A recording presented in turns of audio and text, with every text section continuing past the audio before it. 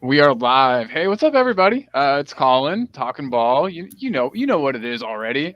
I'm here today with super awesome, fine group of people. Some of the best people that I know, and yeah, we're just here to talk Spurs.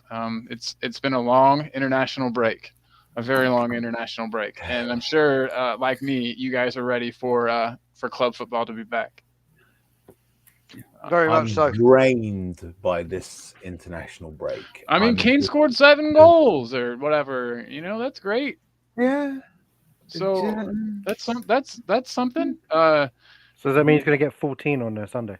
I hope he gets one. I hope he If gets only one that on math worked, Sunday, Jamie. right? If only that worked. I Hey, just, Yeah. let's not hate the haters. but Be good so to hate. Tiago, I actually was going to ask you. So Leeds are a team. They're in 15th place in the league. Mhm. They're dealing with some injuries at the moment. It's a team that on paper we've got better players in the positions. First of all, we've got some awesome people in the chat. Real quick, I want to say hey to Yeah. what up, Yeah. Jens? How's it going, my friend? Hey, link is here if you'd like to jump in, Jens. Just letting you Jens, know. jump on this guy's Anybody talking. who Get wants to jump your in, ass into the anybody who wants to jump stream, in, you right? you could be here. That's so Barbara Windsor EastEnders get out my pub. But that is so. Yeah, But, but, but I'll tell you what, Jens, honestly, get on because Jens has the best laugh on YouTube. And He whenever you does. need cheering up, honestly, you Jens, just toxic. need that dude. Jens is a So great big guy. Jens. And speaking of great guys, we've also got Shane Black in the Big building. up, And Shane. God, I love Shane. Shane, I hope you're doing well, buddy. I know you're a Hope little you're bit good, sick. buddy. You're dealing with an illness, and I hope that everything's getting better. I know you're tough as nails, and you're just gonna knock it right out. So Well, big he's up an to you, Aussie. Shane. Thanks for being here, man. He's an Aussie. They're all tough as nails, mate. Absolutely, mate. But no. So Tiago, the player I'm most worried about from Leeds is a player that you'll probably know more about than a lot of us. Do you want to guess who I'm talking about? Stuart David. Palace. Just kidding. Rafinha. Yeah. What can I say? The day I watched him playing for Brazil against Uruguay, I just fell in love with the guy because he's just unbelievable. He's a hell of Against a player. against Argentina, he didn't do much. Argentina did a good job in keeping him quiet, but whenever he got the ball, he was dangerous. But Did he start for Brazil? yeah, he's a starter now. He's starting every single game. He wasn't. He was selected the previous one was his first time playing for us. Hmm. He started on the bench and then against Venezuela, he came in the second half, completely changed the game, won the game for us, and now he starts every single game, and everybody loves him. So much flair to his game. He's a joy to watch. Like even as a Spurs fan, I'll tell you, he's one of my favorite players to watch in the Premier League, just because he's got there's just something special about him. Tommy always says that he likes to watch Saint Maximin from Yep. Newcastle, and to Yeah, me, Rafinha's got a lot of that same that excitement. Whenever he gets the I ball, think he's going to do I something. was going And to say Rafinha had a blinder against us when we got lost 3-1 out there, didn't he? Everyone had a blinder yeah. against us, mate. Everyone had a Everyone does, blinder yeah. against us in that game. Sure. I think hey, the difference between Rafinha and Sam Maximin is that Rafinha is better goal scoring than Sam Maximin. He has much better better end product. finishing. Yeah, Yeah, no, I completely agree with you there too, man. And so he's just broken into the national team recently.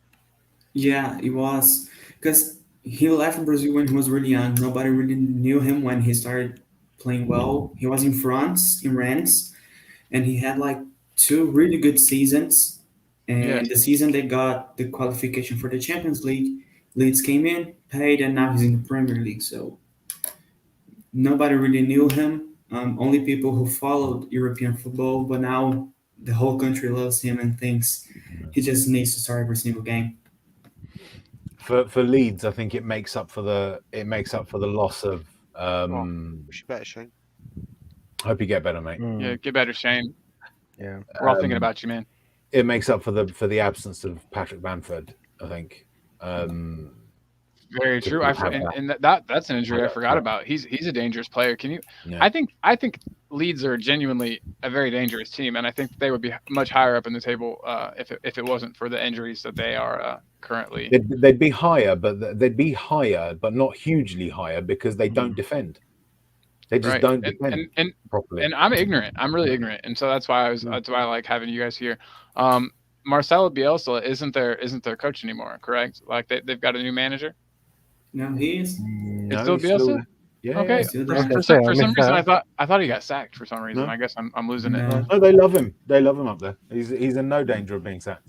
Wonderful, because I love I mean the type of football he plays, and you're right. It is no no defense, but it's fun to watch. It's Well, you know he's Pochettino's mentor.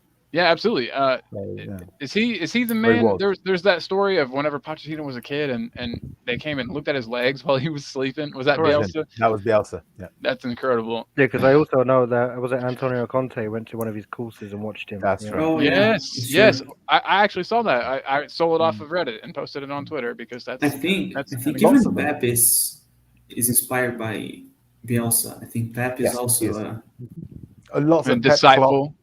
Klopp Yeah. as well. Thing they've all drawn from his philosophies, and basically refined their own managerial style based on the things that the things that he's about, because he's been a manager for years, for decades, and he's been everywhere. He's been to Europe, the main area, sort of South America and Europe. He's been everywhere. Yeah. So they've all sort of taken his philosophies and adapted it to form their own styles. That's why Poch plays 4-2-3-1. That's Bielsa's formation. What gets me, like, it hurts when I bend down because I'm getting old. But him for that long, Yeah. how's his legs? Jamie, how old are you? I'm 38 now. Yeah. Oh, yeah, you're getting old. Oh, isn't that nice? When I Says the was a young 42-year-old lad, over here, when I bro. was a young lad. Hey, you guys are very close. I mean, once you hit a certain age, I feel like those gaps, that 4-year gap's nothing really. You know what I mean? Oh Like, yeah, once you hit No. 30, mate, just hey, yeah. my birthday's in exactly 1 month from today, and I'll be 30. Hey. So one of us. yes, exactly. But no, I'm excited for the Leeds match. I am apprehensive. We do have sort of a midfield conundrum right now, with Skip unavailable to play, Yep. and I think honestly he's been incredibly underrated. I think he's had a great season with us so far. His job isn't very glamorous, I guess maybe you would say. He doesn't get a lot of plaudits because he doesn't get the assists, he doesn't get the goals, but his role in the team is vital. And I'm interested to see. I have a very I'm scared that we're going to see Winky in place of him, and that's not what I would like to see. But I would like to know what you guys think. I know Højbjerg trained today. I saw pictures of Højbjerg in training, and that's incredibly promising because we need at least somebody to sit. You know what I mean? If our wingbacks are going to push up, we need at least somebody that can sit and help defend. But who do you guys? I'll start with Bry. Who do you expect to see in midfield on Sunday? Winks. You do? I do. But I do expect to see Winks with Højbjerg. But you know what? I'm not. Winks ain't out of that. I want you out of the club books from me at all. But if there's one player that I think out of these people in the last chance saloon that may live up to Conte's expectations, I think it's going to be Winks. That's not saying that all of a sudden he's back in the England squad and everything's forget and he's a brilliant player. Right. But look, the Winks under Nuno and Jose, we know was absolutely appalling. The Winks under beginning of Poch at the start was very, very promising. And obviously he got an injury. Now, not saying he's going to get back to those heights or anything, but if it's Winks with Conte, I'm not half as nervous as I am as if it was Winks with Nuno. Yeah. Because and also you got to remember Harry Winks would have had 2 full weeks with Conte at the training ground, having not travelled with international duties. So he would have had to impress in those 2 weeks to get that. So if Conte says, yeah, I'm picking Winks for this game and this game because it's a necessity, then so be it. And also what you got to remember, and what we've got to all remember, is as of now, the Premier League till mid-January is non-stop. Is non-goddamn stop. Yeah. It's like a train just going along at full pelt and not stopping. It's like literally, it's like a freight train. And right now, it's about in-game management for the squad we've got. And he's got people like Liverpool and Leicester coming, where he's like, right, I need these 11 fit for these 2 games out of all of those. And it's how do I keep those players fit and fresh? So if he has to play Winks and Winks has impressed, then fair play, go on, Winks, have a great game, and we'll go from there. But Right. I'm not half as concerned of it, like I said, of him starting under Conte as I was under Nuno, because we knew what Nuno would try and do, and Conte's the exact opposite. And everyone says everything I've ever heard about Conte, and this is just from previous players of his speaking, is that he's got very specific plans for you. You know what I mean? Like whenever he's got a plan, and you need to execute that plan, you need to do exactly what he says. And I think Winks will thrive under that. I think if he's got a defined role, and he knows exactly what to do, I do think he can be a good option for us. I mean, and obviously we all remember the match against Madrid where he, you know what I mean, he stood up against Modric and Toni Kroos, and you know what I mean, like he's definitely he's got the talent. I'm excited to. I really do hope that Conte can bring something out of him. Like Brian said, I mean, we're going to need every single player that we have to contribute something during this busy period. Jamie, do you think we'll see Winks? Or do you think I'm personally of the opinion that we might see Højbjerg and Dombele, but I think that's wishful thinking on my part. I don't know. What do you think? I think Brian's pretty much said it there. I'm looking forward to seeing Winks under Conte, and but for some reason, like I've been seeing a lot of pictures of today, and obviously all over Twitter. Maybe Delhi might get a go. You never know. That's so true. Yeah, you have the pictures of him shake hands he's with. convinced that he's still a top player, and there's only one person that can thrive with him. But I'm kind of looking for. I've not been Winks' biggest fan, but if it was Nuno, I'll be screaming about it. But no, Conte, I got to trust the man, because if he says, Jamie, have pineapple on pizza, I'm having pineapple on pizza. So yeah, I like the way you put that, man. I like that a lot. But I'm looking forward to it. I feel like the whole team is willing to run through a brick wall for this guy. That's the opinion that's the feeling I'm getting so far. Sort of like Poch. And I'm hoping that with Conte's track record, with the fact that he wins trophies wherever he goes. Well, Jens doesn't agree with me. He said Delhi no. So hey, come on and talk, Jens. Come on, have a go at me, Jens.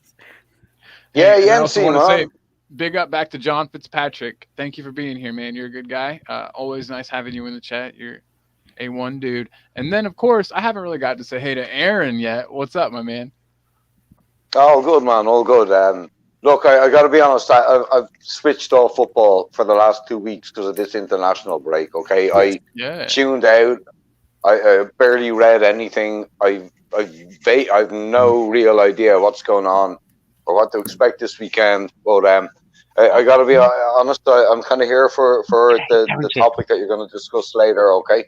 Oh, absolutely, man. Right. Yeah. So and that's something. Yeah. I feel like it's a very important topic, and I try to distract myself from that topic with football. I don't know if you guys are the same way. I definitely use football as a distraction from my real life problems, and that's why Spurs losses I think hurt me so much. Is I invest a lot of my emotions and my happiness in the result, or you know what I mean, or what's going to happen. So football, while being a nice escape, sometimes it puts me in an even lower place. After a bad result or something. But yeah. Big up, I was saying, Colin, so yeah, big up, Brother Daigle, and of course all the other brothers on the panel here. Look, again, football for me was my escape from my issues, yeah, man. So, growing up as a kid, and it was the only place that I got to be confident, to be real, do what I could do, and but I'm sure we'll be discussing that later. So I don't want to take you sideways. It's all about to bleed over into that. Honestly, there's only so much to talk about with the game coming up this weekend. We all hope Harry Kane comes out fit and firing. We hope that he looks like he wants to play for Spurs. That's hugely important. I think that's. But I think that he might have. I don't know. The wishful thinker in me wants to say that he's put all of his his negativity and pouting, because it looked like pouting to me. I think he's put it behind him. Or let's hope that, and and give him a chance. And you know what, Mark Swift, you're the man. Everybody, if you could hit that like and sub, it would be great. It would help the channel. It would show me that you guys like what we're doing. So just to let you know, I think if you look at the private chat, you should have a very special person ready to join in as well. There should be another person. Oh my gosh! Oh my lord! It's him. man, the myth, Oracle. the legend, And he's Bob doing Spur it. The TV. screen has frozen. He's doing a frozen screen thing. Yeah. Oh dear, here we go. Hey, Bobby, piss off, Bob. Hey, Yeah, how are we're you, too my long, friend? too long in the tooth now, Bobby. We don't. I talk know. about it, man. We Brian don't. always spoils it. He always spoils it. I have to do that. I after all the never, stuff I you did never to me, remember to brother. scroll down. So on my screen, I get one row of people, and then I got to scroll down, and the seventh person. I actually was there before Aaron. Wow. No, I feel bad now. I'm sorry about that. No, don't call because. Oh, you can't sorry, know that sorry, he was there sorry, before Bobby. Aaron. Sorry, I didn't mean to. Yeah. You guys. But okay, so real quick before we jump into the heavy stuff, and I don't. I'm not gonna like approach it from a particularly heavy standpoint. I think that there's a lot of good. I think that there's a lot of. I don't think this. It doesn't have to be like a sad or negative conversation. I actually think it could be a very positive one. But before we jump in, I just want to ask Bob, who do you expect to see at midfield this weekend? We know that Skippy can't play, and we know that Gio's hurt, and Højbjerg is a maybe. But so what do you expect to see at midfield? That's the only place where I'm really, I'm not sure about the lineup. I think Winky is going to start. Yeah, Winky will start. That's what he calls him now, doesn't he? He Conte does. calls him Yeah, Winky. that gave me quite the giggle this He morning. does look a bit like a house elf as well. For Yeah. those Harry Potter fans among us. Yeah, I'm one of those. I don't know, man. I think people say, oh, it's either Winky or Ndembele. I don't know if it's going to be both of them. He might pull something out. He's had Ali all week, hasn't he? Yeah, That's He's true. had Ali all week. You just And there's don't been a know. lot of photos and training of them together. Exactly. Talking, having little private chats, and yeah. I saw a interesting. report today. I don't know how reliable the journalist was. I didn't look into it much, but saying that he believes that Conte believes he can get the best out of Dele still, and I mean, good God, if that happens, I'm. Listen, we talk about the weakness of our squad and our depth. An in-form Dele Alli, a Winks playing to his best of his ability, a Davis suddenly coming on the left side, a centre back, a Doherty, who knows, playing better down the right wing, Bergwijn, a Sessegnon coming in. These players, we don't have to. They're already there. They start turning it around and start performing. Suddenly, our squad starts looking healthy. I'm not saying we don't need any recruitment. Of course we don't. We need 2 or 3 players, but there is nothing more than whatever we think about Winks, whatever we think about Ali. An amazing performance by them tomorrow against Leeds, who aren't that great, but a good performance, solid performance against them. It just becomes another option. They become another option. We can't ask for anything more. And I think that almost highlights like the fickleness of us football fans. Like I've been very strongly like Winks out, like get Winks out of here. If he has a blinder, if he plays amazingly tomorrow, I'll change my tune in a second. Football fans. That's football fans. Every single one of these players we have seen play well. Very true. At some point for Spurs, right? Man, Dele used to just Doherty. Dele Doherty, used to we've rip seen teams play. up. Yeah, exactly. I mean, Doherty we've seen play well for Wolves. He might not have played well for us. In Ireland, right, Aaron? In Ireland, yeah. Number 10. So we don't know. We don't know. Maybe the times they've played well might have been the exception, and that they're generally not good. And they just have the game. Look, I mean, Doherty for Ireland. Let me just finish this one point, Aaron, before you think. Or it could be the other way around. It could be that they're playing badly because of other things that are happening at Spurs. We won't know until Conte's had a chance to use them. He will be able to get the best out of them, whoever or not. If their best that we've seen was a blip, we'll find out. If the best we've seen is something that they're capable of, he'll get it out of them. So we win either way. Sorry, Aaron, go ahead. Oh, yeah, no, I was just going to say, look, with Doherty, I don't particularly rate the guy as a Tottenham quality player, but having watched him play for Ireland in most recent games against Portugal, the guy took care of Ronaldo. He played left wing back and right wing back in a different system, and I'm not kidding you, like he actually did really, really well. I mean, I was shocked looking at him because I don't rate him when he plays for Tottenham. So I don't know what way. Possibly Conte will be the man, with the system he plays that actually brings something good out of already for Tottenham. Maybe. But again, like somebody, I think it was you that said he played well for Wolves in that similar kind of system. So sorry about me. Yeah, we've seen him do it. It's definitely possible, and I hate saying this because I feel like these guys are professionals and they shouldn't act like this. But you go from say you're a player, right, and you have Jose Mourinho as your manager. A guy that's got a pedigree, a guy that's won things, a guy that's, you know what I mean? Even though his career seems to be winding down, he's a very successful manager. And you go from him, and then he gets sacked, and then I Ryan think I've lost my signal. Oh, we still have you? Can you hear us? No, we can hear you, Aaron. Oh, you're back again now. Sorry. Yeah. Oh, no worries. But I was just saying. So then you go to Ryan Mason, and then you go to Nuno. And I just think that these players didn't quite respect Nuno that much. Maybe that's the vibe I got. And maybe I'm out of line there. Maybe I'm wrong. But I think that Conte is a manager that like demands respect. That the players are gonna respect, and that the players are gonna fight for more than they would for Nuno. Kane especially. And if they don't, he's gonna kick them up the arse. Well, it's like that interview he did with Thierry Henry.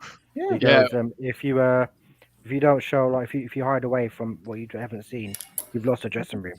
So, Absolutely. I feel sorry for them. They're going to get ass kicked. Yeah. There is nowhere left to hide for these players. Nowhere. Yeah. Right. They've had. There is my speculation. Obviously, it's all speculation. I can't speak from first-hand knowledge, but it appears there is an enormous streak of complacency in this squad, river wide. Yes, sir. That has now been damned. You cannot be complacent anymore. You fight for your place, you fight for your club, or you're surplus to requirements. Hey Bob, you gotta just real quick. You gotta big up here from Mr. Fitzpatrick. Big up, piss off. Hey, John, thank you for being here always. You're in every single one of my streams, man. You're always in the comments. Brilliant. I can't tell you how much I appreciate you, man. It means the world to me. So thank you for being here, man. Guys, I don't know it so much. He's got his camera off for you, John. That's how much you appreciate. What do you guys think? If you had to name one player, and just one player, don't give me ifs or buts. Just name one player. Go round. There's one player who's currently not or hasn't been in the mix, but suddenly can become a first team regular under Conte. Who would that one player be? Can I go first on this one? Go on, Jay. I like that young kid, McCandy. Yes. Yeah. Oh my God. Yes. That's the one kid I want to see. Premier League 2 Player of the month. Player of the month.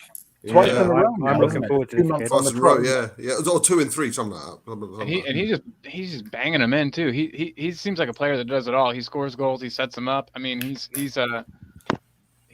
quite the. Can I jump on Jamie's question? Jamie's answer. Go on. Very quickly.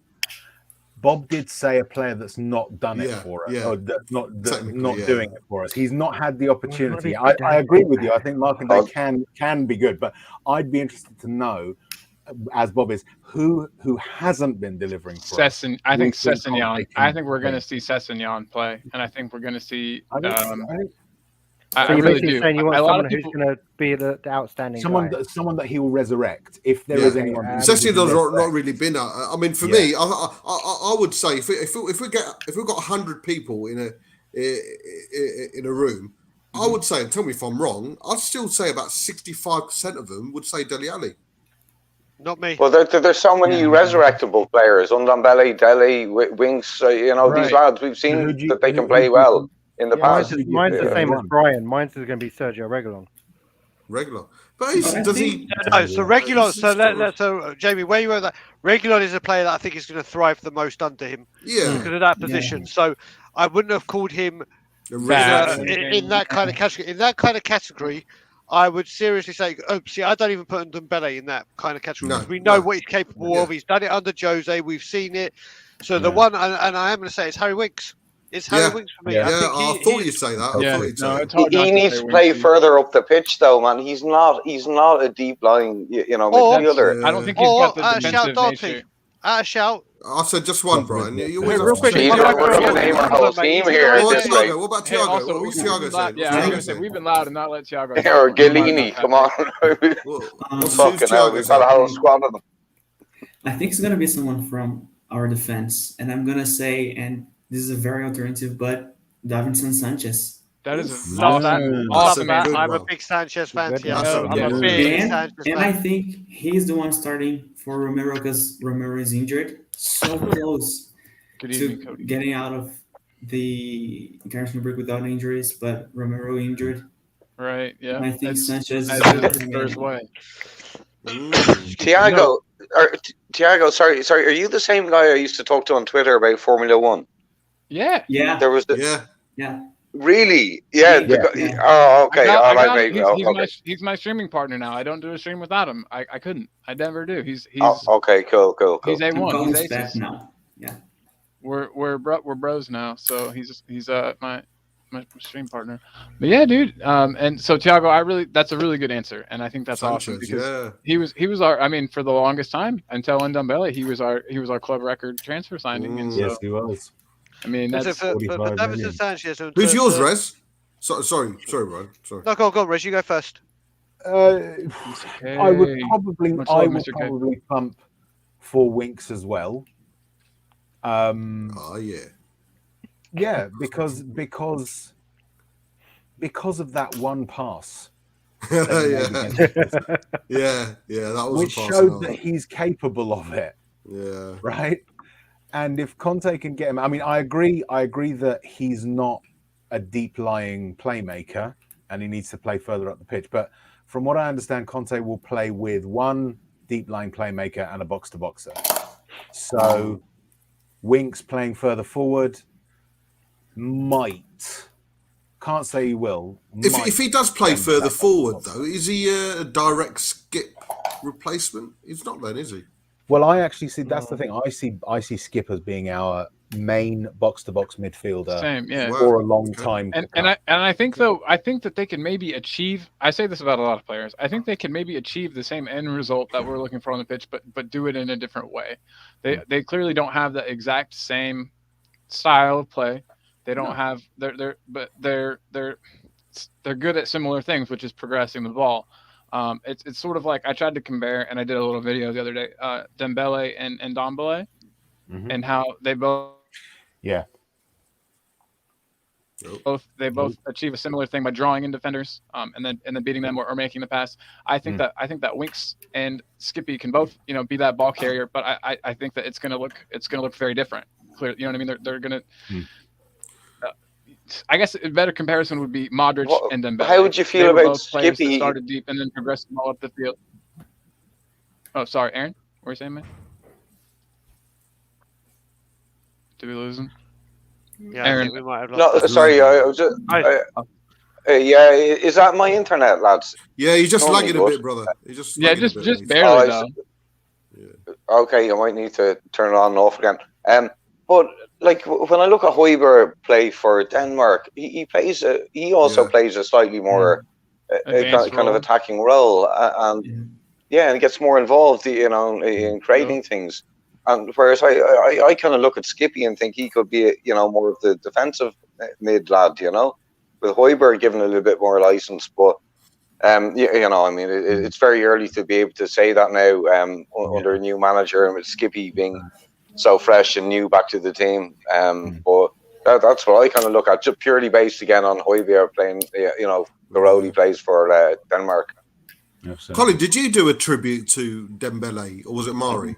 No, it was me. Yeah, I did that. Mate, you forget how good that guy was. Oh my no! Yeah. We It was spent so a good, lot of really. time just sitting with our was mouths so open. good. It's like Sublime. Sublime is not Unbelievable. too strong a term to use. And for a player I like him. won. know I got know that my Aaron video doesn't. got taken down for a copyright claim, and I fought like 8 copyright claims on that one video, and it's back up.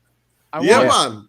Yeah. Yeah, So Well done. and rightly so. What is it that you've breached? Showing them a video that's already on YouTube. And what I did was I was talking about how we were all examining it. We were breaking it down. I was like, a lot of us are ex-soccer players or football players ourselves. So I played it up a bit. But I was like, we've got we changed the content. Brad Funkley. It's a new thing now. But It's a new Fuckley, yeah. but, yeah. Fuck Conte. It's past 10 minutes. We're good. But yeah, the Dembele was something else, man. He's so strong but so graceful. You know what I mean? And his first touch was sick. I don't know. That's one thing that Ndombele lacks. Ndombele does not have a good first touch. No. But just bringing to our current squad, I actually have bigger expectations under Conte for Lo Celso than Ndombele. I don't know why, but I think Conte could maybe help Lo Celso beat that midfielder behind the strikers. Lo Celso is getting abused on Twitter today, man. Yeah, I mean, Just to Mr. K, who says that he loves all these Baldies.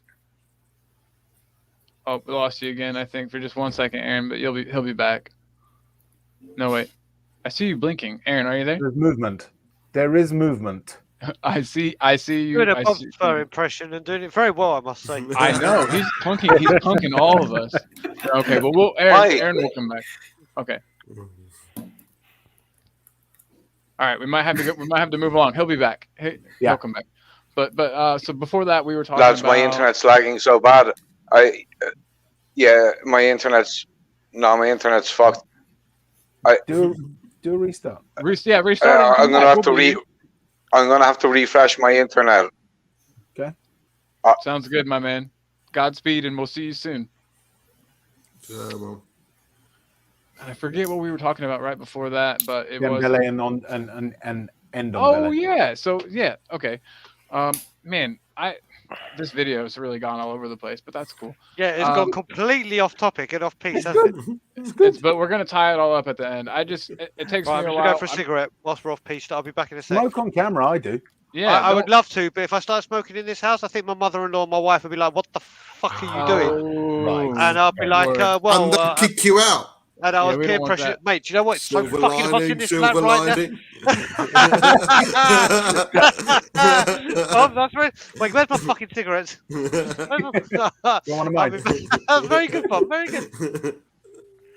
Oh man, but yeah, I don't know. Dembele was something else, and I watched him when we were first linked with Ndombele, which was like a year at least before we signed him. I watched clip after clip after clip. You know what I mean? And I was mesmerized, and I was like, this is the closest I've ever seen anybody play to Dembele. Really, just with the way that he could pull more than one defender in, which obviously frees up another player, and then he either makes the pass or he dribbles past himself, and just creates so much space. And But it's just a shame to me. Thiago was also raising the point about how Lo Celso might be the one. Thank you. I knew there was something.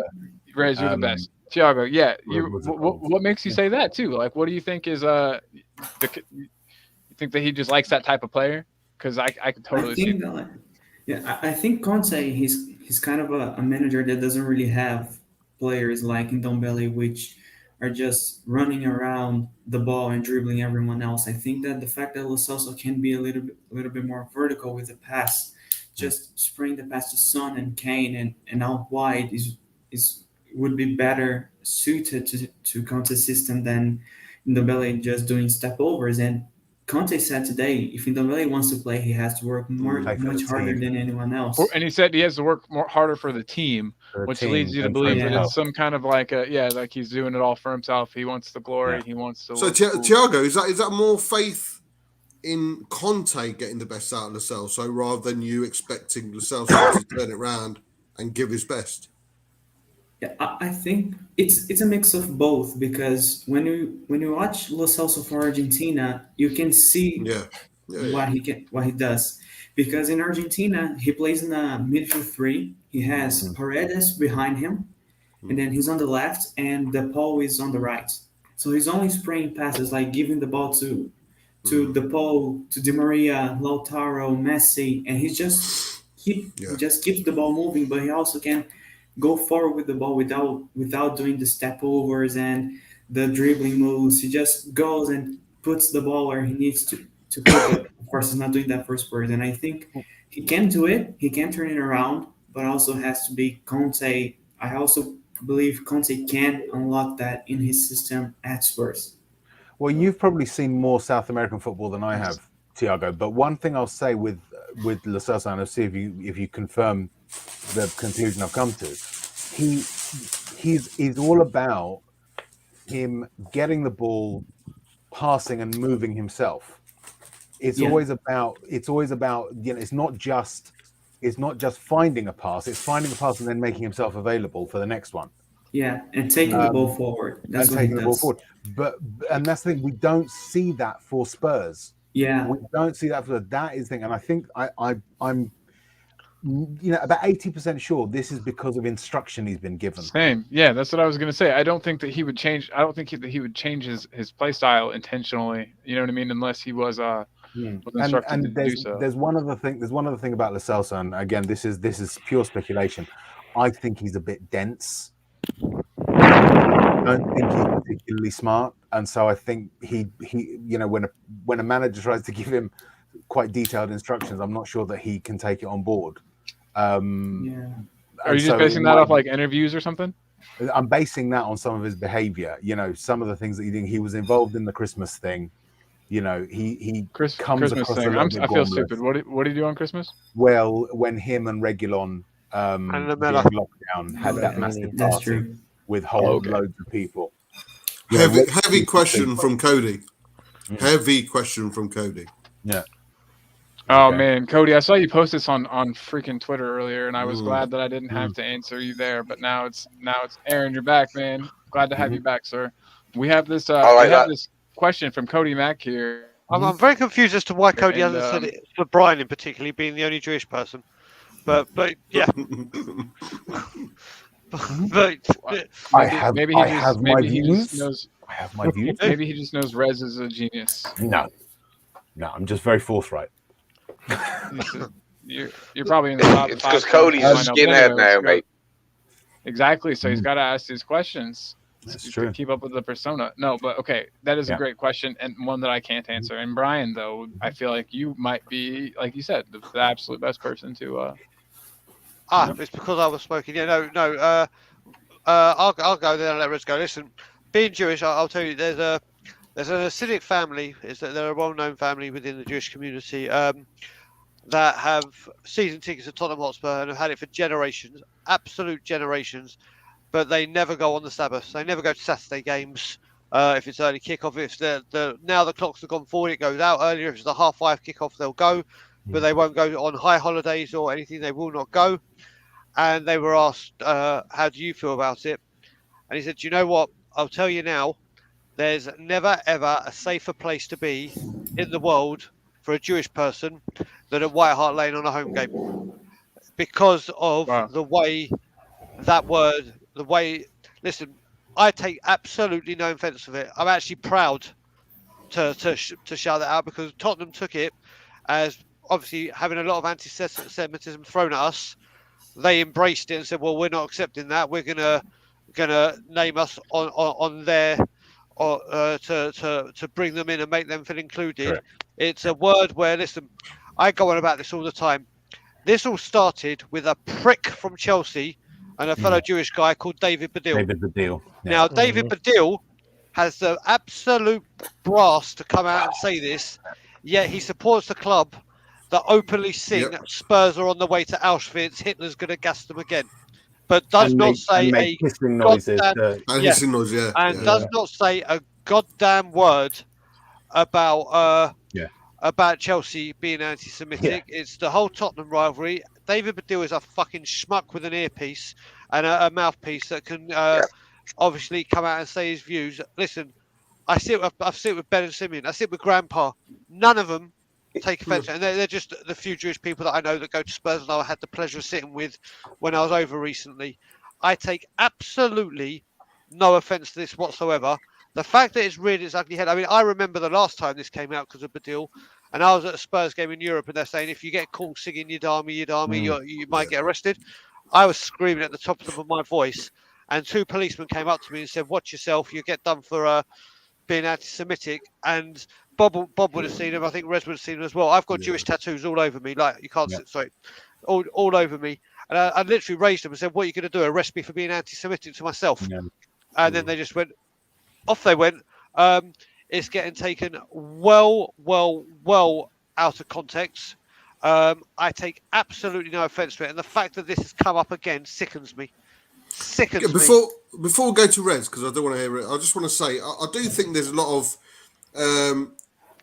lack of knowledge as well, and Cody, the phantom knowledge he is. I'm sure there's parts of what you've just said he probably wasn't aware of, and I'm sure the likes of Thiago and Colin and probably Jamie probably a bit more, but there is that unknown. Yes, there's the word offensive is attached to the word yid, but my Jewish friends, certainly Brian, who are considered my brother, aren't offended by it because of exactly what Brian said. So some people are being offended without knowing why they're being offended, without knowing the reasons why they should or should not be offended. So there is that lack of knowledge, and maybe that should be brought out to the fore a bit more, so people can make up their own conclusions. Because at the moment, I think people are just following a trend. It's not right to say the word yid. Why? Well, I have no idea. I just know it's not right to say the word yid. So but Rez, probably. But the one thing I will say about that very quickly, Rez, and I'll let you go.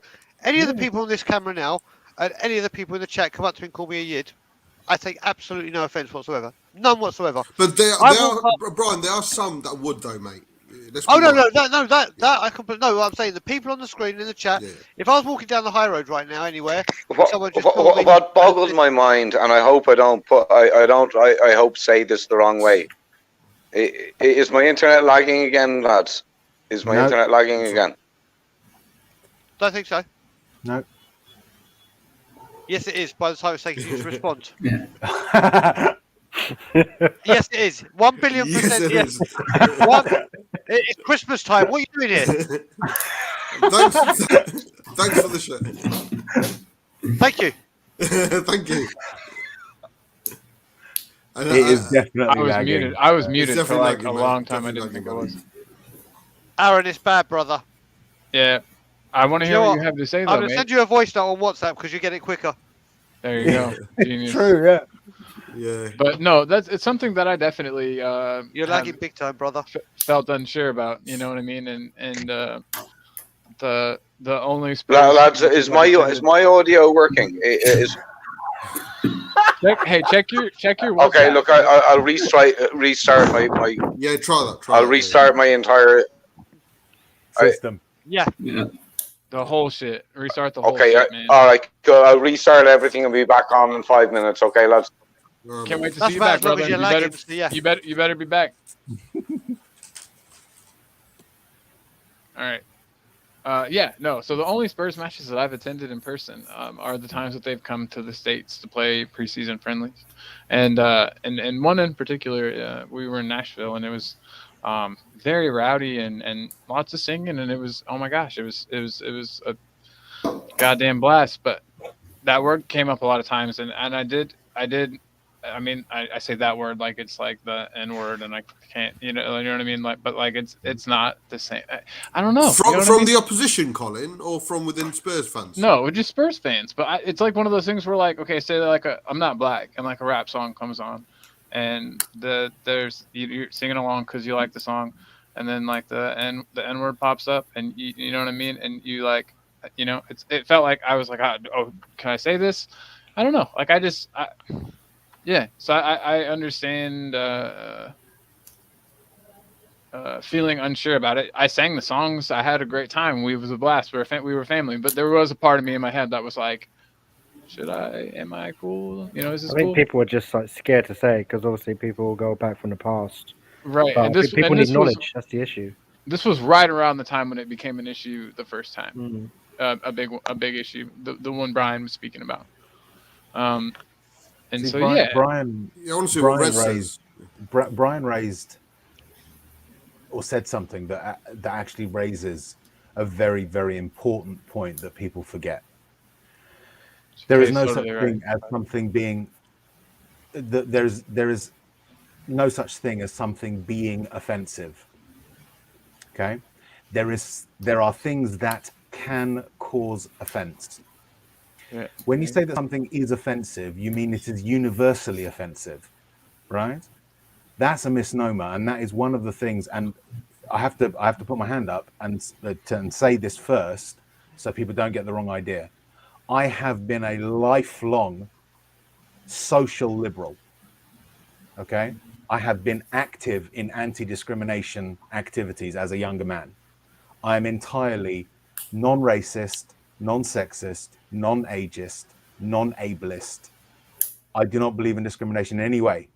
So when I criticize woke, it is because I believe them to be none of those things. Or to be, more specifically, I believe them to be a fascistic philosophy. And I'll explain why later, possibly, right? But what happens at the moment under woke culture is that the term offensive is liberally used as if something is automatically something that will cause offense to everyone who it relates to. But we've just heard, for instance, from a Jew that if someone uses that term with them, they will not be offended. Therefore, that automatically destroys the idea of something being offensive.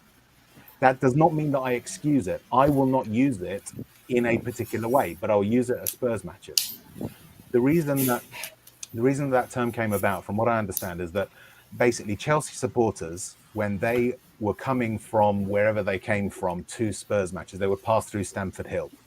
For those of you who don't know, Stamford Hill is one of the enclaves, if you like, for want of a better phrase, of Brian, is it Hasidic Judaism, the sect of Jews that wear the hats and the long hair, right? Yeah, So there's a big, very, very dense community of Hasidic Jews in Stamford Hill, and when the coach would pass by, you would see, Jewish men with the hats, with the ringlets, with the black, long black coats, the women with the headdresses, the sort of plain clothing. And so that became associated, along with the fact that we have a very, very significant Jewish constituency within our fan base. And so that's where the term, not the term originated, but that's why they started using it against us. And so what Spurs fans did was essentially understand the offense and the pain that this was causing some of their fellow fans who happen to be Jewish. And we turned around and said, no, if you're going to call that person this term and do it in a way that's going to cause them offense, we're going to take that term and refer to all of us. That's why we became known as the Yid Army. Yeah. Okay. It was a way in which we essentially said to those of us that were being caused pain, we are with you. You are one of us. Yeah. You call them a Yid, you call all of us a Yid, right?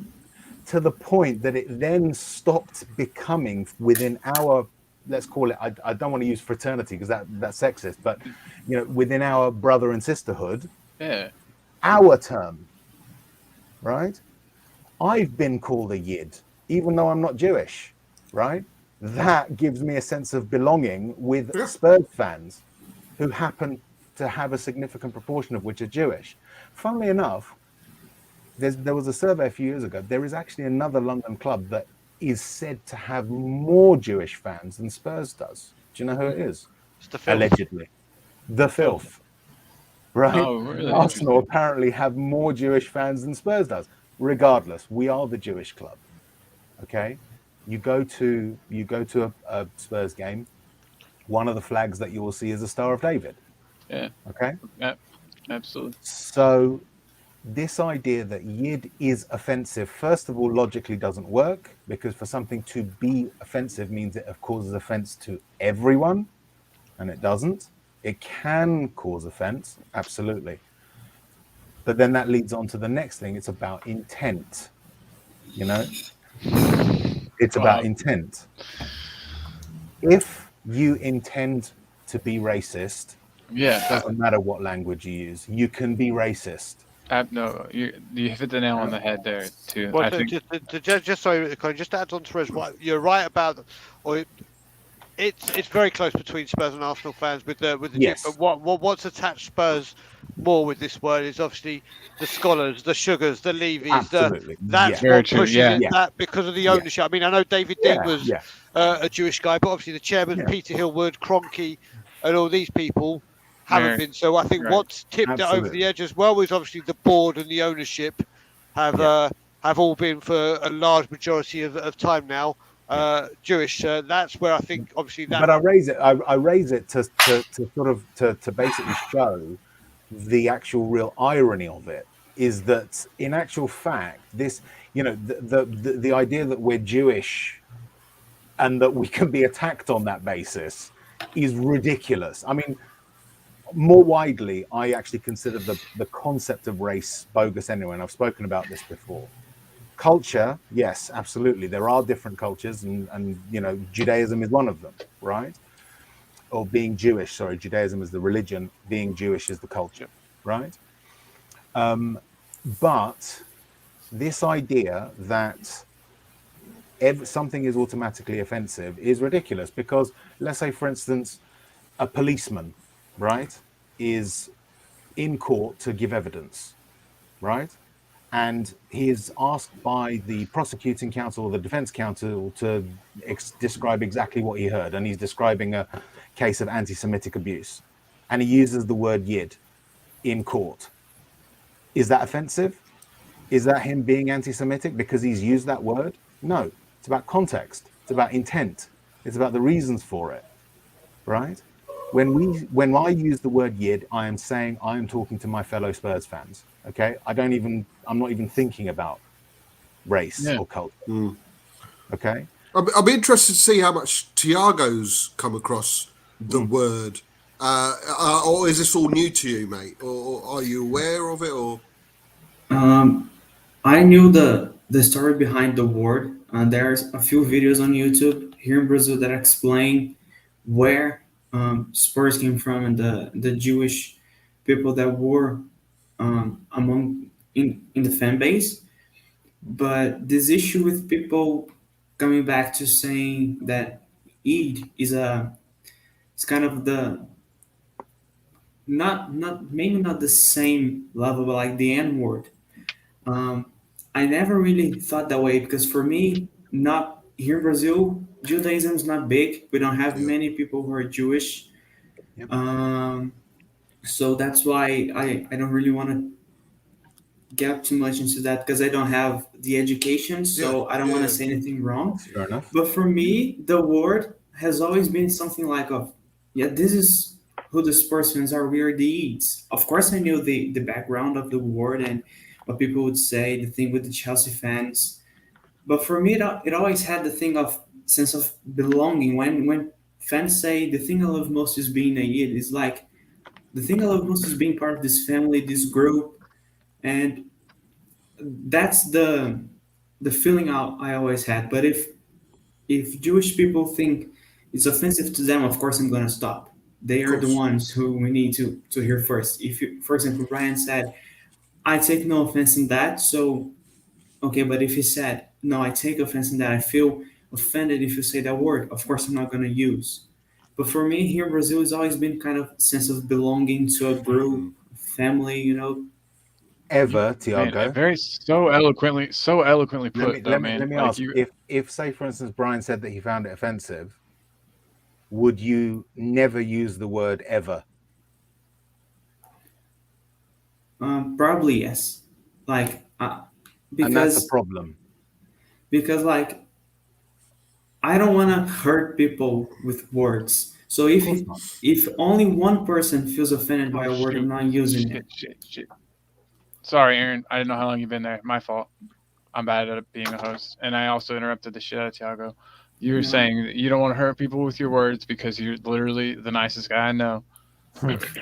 Nah, like because I have not the same way, but I've had people calling me things that I didn't want, and I know how much power words have. So if someone says it's offensive, I'm not using it because you know, why? If the person doesn't like, why would I use? Tiago, if I Well, said to you, if I said I to you agree that with I that, though, found the Rez. word, if I said I found the word "the" offensive, would you stop using it? No, that's different. That's a different. No, Yeah, I mean, that's the word, but the we're talking word. about the logic of it here. Yeah, This is the I know. key. I know what you're saying, but you know, there is a history behind the word. Of I course, don't want there to is. keep on saying the Yeah, word, but we'll say the absolutely. Y word. Yeah, No, And say the goddamn words. if someone who Yeah. represents that word, i.e., Yeah. Brian Daigle, tells me it's Yeah. offensive, that is That's enough it. for me for him to represent his community. So, and that's purely coming from lack but of do you know what knowledge. the And problem? But Bobby, do you know but what yeah, the problem with that is? go on. That in itself is actually prejudicial, because what we're doing is lumping everyone together into one group. We're saying that all Jews are the same. So That is the essence of discrimination, to say that they are the same. They're people. We're people. I'm an Iranian. You're from an Indian heritage. Jamie, I'm guessing would be European of some description. Colin, we know that you're from. So Colin, we know that English. you're from a English, German Irish. background. You know, Yeah. Tiago, you Brazilian. Aaron is Irish. These people belong to a culture or come from a culture, but they're not all the same. I This know, is but why the term offensive is a you would give problem. the benefit of the doubt. If I said to you, I'd take Mm. the P word Yeah, offensive.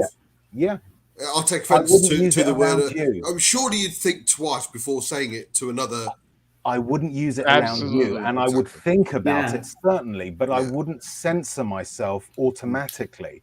That's the key for me. And But this, you're saying I but get you. You're saying just like in general, you can't. But you yeah, do agree though that you had then would have to evaluate yeah, the situation and that that you're in. Of exactly, course, like a normal and human being. that's what That's like David Veal wants us not to do. Yeah. He's basically saying it is a word that can cause offence in all scenarios under any conditions to an entire group, So right? I'm going to tell you a story now about my grandpa. My grandpa, the greatest man to walk this planet. He Mm. was my hero, my legend. I'm man, wearing his hey, late just real ring. quick, grandpas are the best. My grandpa helped raise me. So shout out to grandpas in The, general. Sorry to the, interrupt you, man. that's right. So the Jewish festival Passover, there's a bit of in the service, a very long service. There's a bit of the time where there's a part where you're banging the table for a certain amount of time, and my grandpa just went yids in front of 50 people.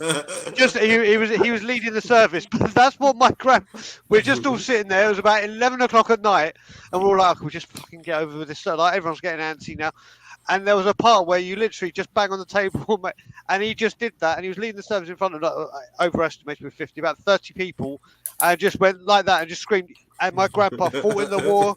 He did everything, and that's what my grandpa thought when it comes to that word. So if my grandpa and everyone before my grandpa who had fought in the war, who did his Right. thing for Jewish people, was a very, very proud Jew, went to synagogue on not every Saturday, but when he could, and family was everything to him, and being part of something was everything for him. If he's going to sit there on a high holiday and in front of like the whole family in the middle of a service that he's led for years, and then just do that, go boom, boom, and then go yids just to wake everyone, like that's Joe up.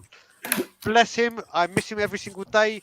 I have him tattooed on me, so he's always with me. If it's fine for him, it is 1,000,000,000% fine with me, and that's where I get it from. That doesn't mean that I condone the use of the word when it's used, or any racial pejorative, when it's used for racist purposes. All I'm saying is that we shouldn't treat it as some kind of piece of radioactive material that we need to get away from as soon as possible. The more you highlight these words, the more powerful they become. And Sorry that's about the that. key.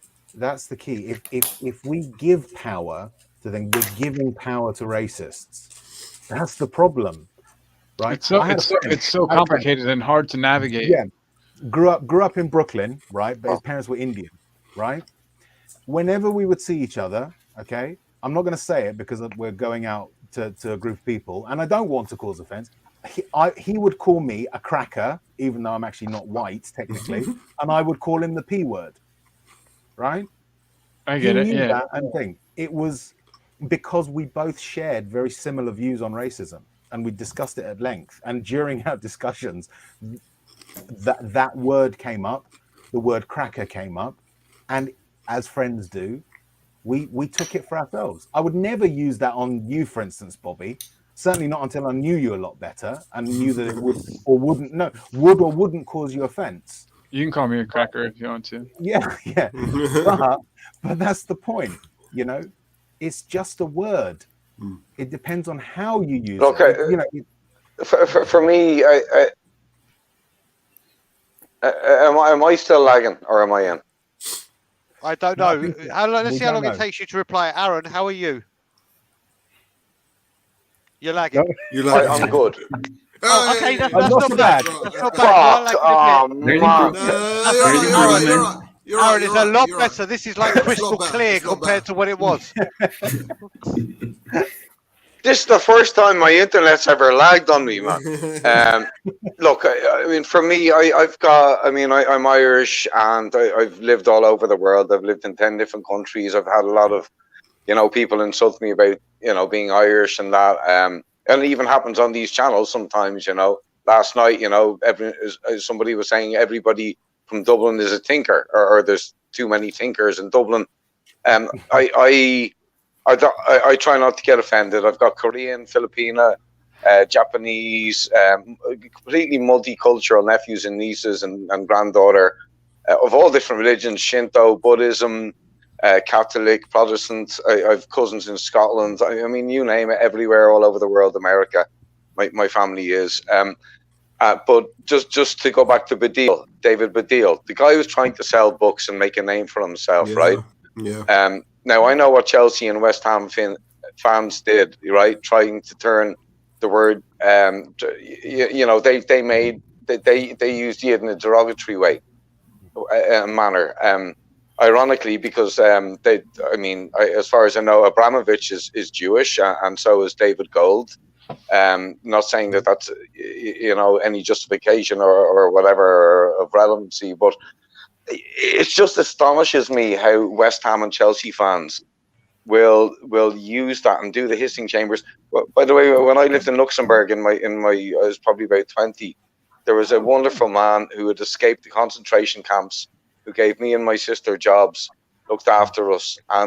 But for me, like I've no religion myself. I'm Irish, but I don't consider myself to be just one race. Like I've lived all over the world. My family's from all over the world, and so I find it difficult to really, I don't know, I say something, and I don't want to say something offensive or the wrong thing, and that's what I worry about when I get involved in a conversation like this. That I will.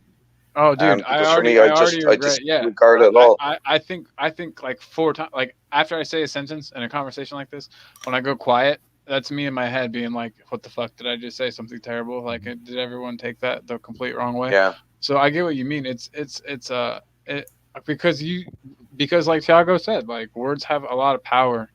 We a lot of power, and they can really, really hurt. And I'm sure every one of you guys remembers something terrible that somebody said to you years ago. You know what I mean? Like that's how memory works. You remember the bad stuff a lot better than you remember the good stuff. Unfortunately, that's brains.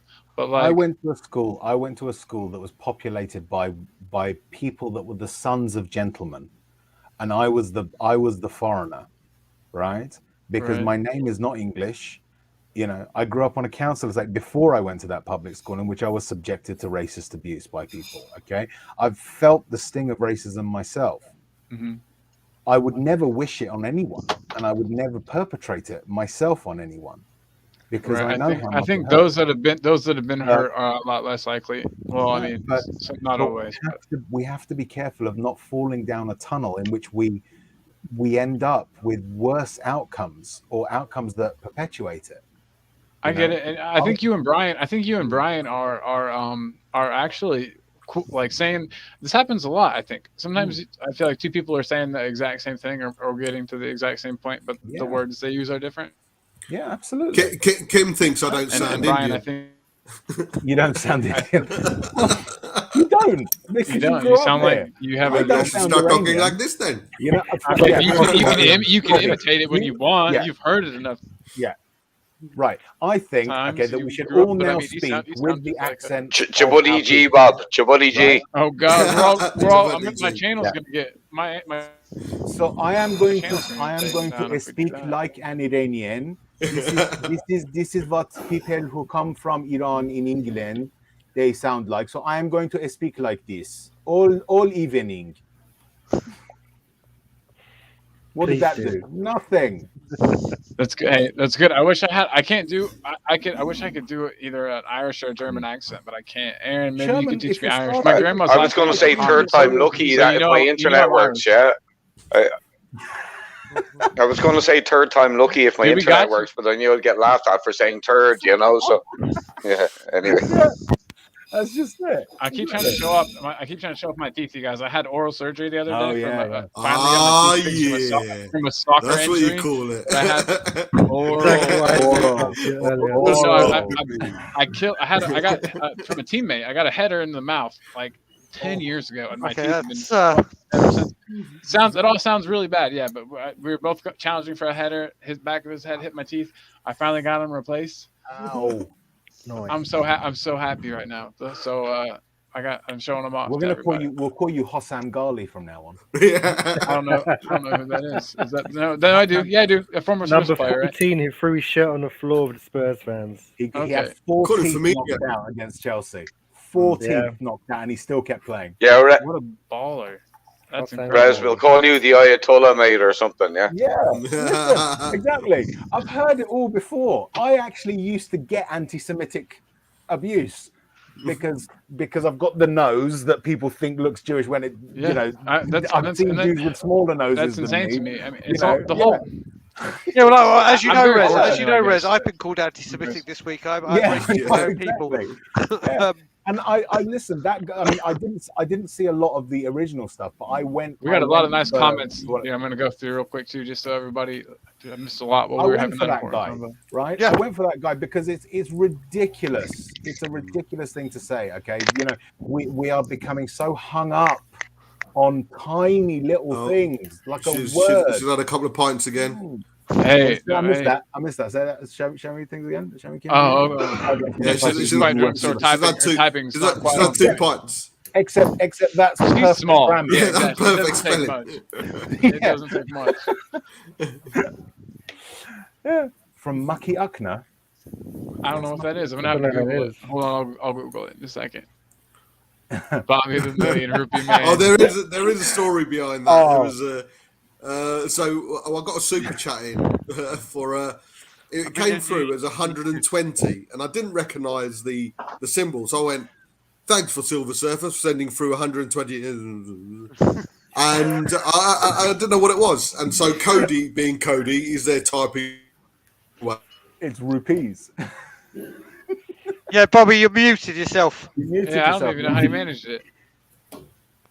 Yeah, so it was rupees. It reminds me, yeah, Bobby, you must have seen it. The Goodness Gracious Me sketch, the Yeah. 6 million rupee man. Yeah, absolutely. It's so good, man. I actually think this is a cool segue kind of into the second half of the show, or like the second kind of topic at hand, because we got to kind of discuss like hurt and things that hurt and like feelings and stuff. And so this sucks. And for one, I'm like really always embarrassed about opening up. And I'm sure that that's not a trait or not something that's unique to me. I think a lot of us probably have some trouble opening up and being vulnerable and stuff.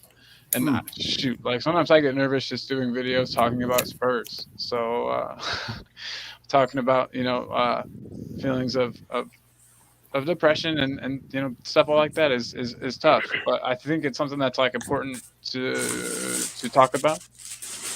Especially and I know there's a lot of there's women in the fan base too.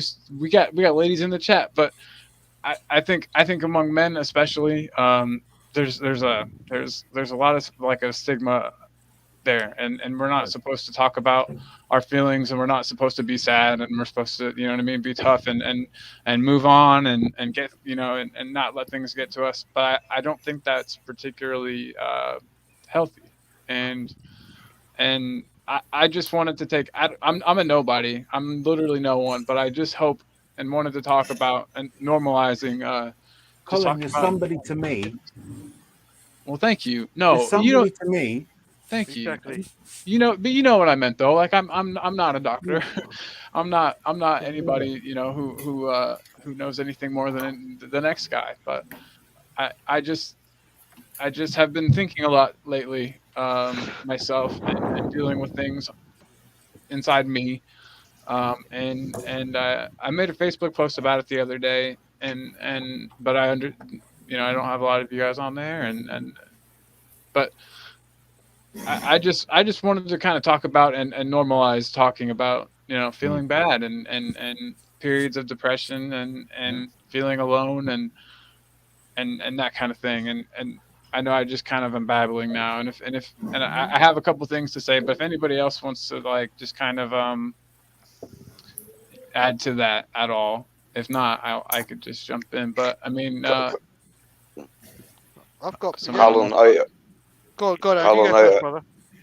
all right, mate. Look, I okay. I'm in therapy every week at the moment, and there's a lot of stuff that I'm discovering about my life now that I finally got a good therapist. Having been in and out of clinics all my life, and having gone to so many therapists. And what look, I don't want to. This isn't like something that is comfortable for me to tell anybody, but when I was a baby, I started out with a very bad illness. I was strapped down for a month with the tube in my neck. My mother wouldn't visit me. The therapist now concluded I had post-traumatic stress disorder, even though I was only 7 months old. Apparently, Good 0 Lord. to 4 are very important years. My uncle Jimmy was the only person who'd come to visit me. He told me, like in recent years, that he'd sit there and just tell me about Tottenham. That's why I love Tottenham and love him so much.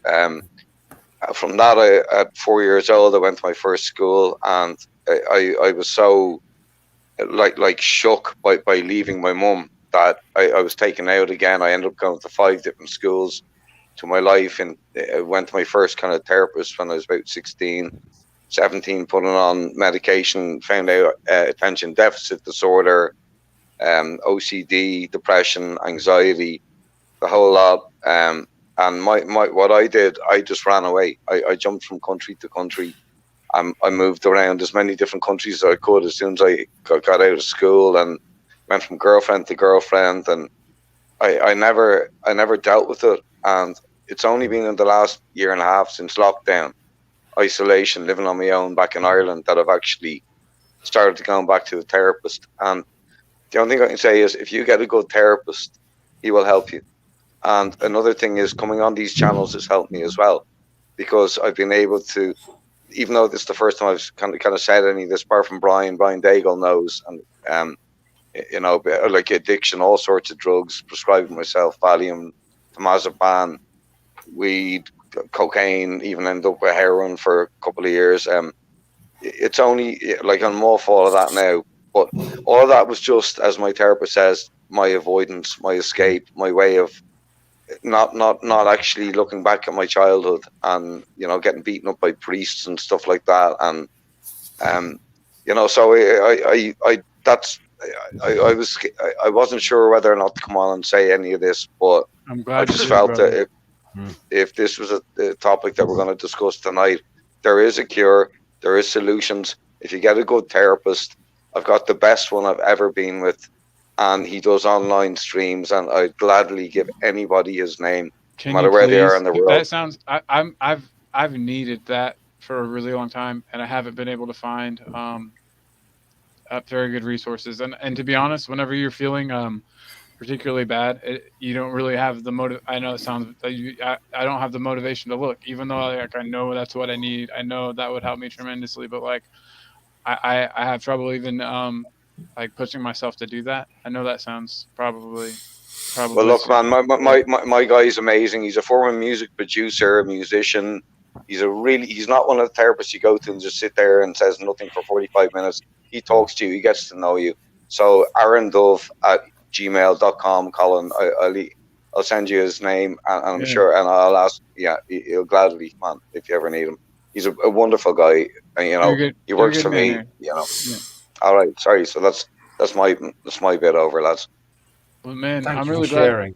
Thank you so much. sharing. I always wondered why you were such a traveler. I always wondered you'd been to so many places. I thought there might be a little bit of a story there. I feel like I know you a lot better now, man. So thanks for being so open. That was really, really cool. No worries, man.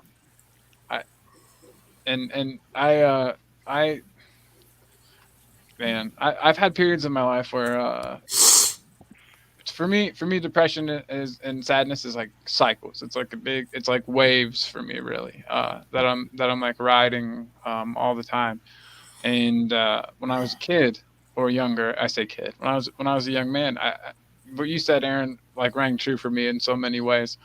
But when I will get into those really low lows, you have no like perspective of time and of life, and so that is what you're experiencing, and like that is life. Like that's your whole life, and so I did all kinds of things to escape, and did all kinds of damage to like my body and my brain in the process. And then like as I'm getting older and stuff, I'm learning that those lows are temporary, you know what I mean, and that there's it's not but it's taken me a long time to come to that, and I'm still not, I feel like I sound like I have it a little bit more together than I do, but that's what people do, but yeah, it's all I'm just glad that we feel open enough to talk to each other, because there's a lot of people that don't, you know what I mean? There's a lot of people that won't and can't and are afraid to open up. And that's kind of what I just wanted to show that if we can do that, you know what I mean? And we can be open and with each other, and we're one big family, this Spurs family, this online community. I met all you guys during the pandemic. Like we were like locked down, you know what I mean? Like and that's how I met most of you guys. And that's why I got started doing this. I just needed the human interaction. I needed people with similar interests, people that I could, if we can be open, and if we can be open about things, then I think I think it probably, hopefully it will show other people that it's not so scary, and that it helps, So let me just have so obviously people know, and I know Cody's in the chat, and Cody obviously Big up, Cody. because Love you, Cody, man. I was just about to mention Cody's name as well, because Cody always bigs up when we talk on this subject about a show that Brian Ireland and I did on my old channel, which is Was Tottenham Away, which was May the 4th Be With You. I've shared that with so many people, and I've always been very, very open with my mental health and addiction, because there are millions of people, Colin, like yourself, that don't feel open enough to come out, and my aim is to try and get that stigma gone. Like, I'd just be talking like, oh, what'd you do last night? It should be as easy as that to talk about this illness, not have this whole stigma against it. It's something I'm very, very, very passionate about. And you got to remember, my beautiful, wonderful wife, and the reason I'm in Canada, met me in Israel when I was a violent, psychopathic, alcoholic, cocaine addict. And she still, once I sorted myself out, took a chance on me, and we're together knowing what I'm capable of. And it's because she knew it, and I was open, and she'd seen it with her own eyes. Listen, I've one of the main reasons I came to England was I was falling to pieces here in Canada. I've got no problem in it. I spoke to Bob a hell of a lot. Like me and Bob are literally like, it's like we literally were separated at birth, and we've just found each other again. It's beyond, I can't even say a brotherhood. It goes in a lot deeper than that. And again, that's such an yeah moment. Yeah, that nearly was. Trust you to put that on that. But it got to the point, and like you said, Colin, every single one on this panel here, and everyone in this chat, I met through the pandemic. I met through going on We Are Tottenham TV. It's how I met Bob. But Bob was the first one out of everyone. I went on Josh Debate's channel with him, and since then, bang, and we have spoken to each other now. There's people in the chat I speak to about my past, and I'm very like Aaron said, we speak a lot. I am always open. Like I said, I was falling apart here. I was my temper was getting out of control. I was sinking into depression. Thank God I didn't want to touch a drink or anything like that. I've gone past that now. I had a blip 3 years ago, and I came very, very, very close to drinking, and I had to take 3 months out of work. And that was the first time I had it. But mental health is always going to be something I battle. Always, always, always. And through speaking to people, and like Aaron said, finding the right therapist is essential. Because one of the so I'm going to open up a bit more about me now. I should have got into hospital when I had my mental breakdown, and I checked myself in and I got sectioned because I got arrested for causing a lot of damage to my parents' house. And I can't even remember the reason. And Bob will also know as well now. My relationship with my parents is like that, and my dad's like, if I had to go through this to get where we are now, it was worth it. But I should have gone in a long time before. But what happened at the hospital where I stayed at before that, I did have schizophrenia, but a very, very good friend of mine did. A very, very good friend of mine did. And me and another friend were like his person that they call if there's an emergency and if whatever. And they tried to release him and say, right, listen, we're letting you go, you're fine. And he kept saying, don't let me go because I'll kill myself. Don't let me go because I'll kill myself. And they released him. We went to see him and they said we released him, couldn't find him. 3 days later, we got a call from the police. What he had done is he had taken out all of his money at the bank, booked himself into the Hilton Paddington, drank the minibar dry, and jumped off his 14th story balcony. And obviously we know where that. So because of that, I didn't go to hospital because I thought that's how they're treating people. It's all about finding the right person. When I first started getting therapy, it's kind of like I'm not a nutcase. I'm not schizophrenic. I'm not bipolar. You always associate it with schizophrenia, bipolar, split personality syndrome, and all these things. It's not just that. It's not just that. And when you go to therapy, the best way I always describe it is you have a padlock on your heart and on your head, and you have like 1,000 keys. And every single time you go to a therapy session, you try a padlock, it doesn't work, you chuck it away, you're down to 999 or whatever. And then buy it. And the most important thing you have to do when you go into these therapy sessions is be fucking honest. Because if you are not honest, they cannot help you. You could just say things and they're like, okay, well, and they don't get to understand. You have to tell the truth. I mean, this is how stupidly I was when I first went for therapy. My parents were paying for the Priory, which is the most expensive private mental health clinic in the country. And when they first gave me antidepressants, they said to me, listen, be careful on these, because if you have a drink, 1 pint feels like 2, 2 pints feel like 4, 3 pints feel like 6, yada, yada, yada. I turned around to my therapist and said, wicked, I can get drunk quicker. Yeah. And my parents just looked at me and were like, you're a fucking disgrace. And I thought I was being funny. It's not funny. It took me a long time to get where I am. And like I said, again, I said it on David's show the other day. Me and Brian and I are doing another huge mental health special in January. We're going to have Sean Wellborn, who is a member of Toronto Spurs, who is a mental health specialist. We are going to have, through the group on Facebook that we've come with, Odera Fassa, one of the members run a charity called Suicide Against Sports, or Sports Against Suicide, sorry. And they're going to be joining us. It's going to be a whole big deal. But listen, as people in this group will testify and within the chat, my number is always open. I'm very. If you don't have my number, just reach out to me on social media, or on Twitter, Facebook, Insta, whatever. Once I've got talking to you for a bit, and if you're a regular, I'll give my number out straight away. I have never been Mr. K is so right. quiet. I have never been quiet about this, and I do it not because I want to say, oh, look at me, I'm such a big man, I've beat this, I've beat that.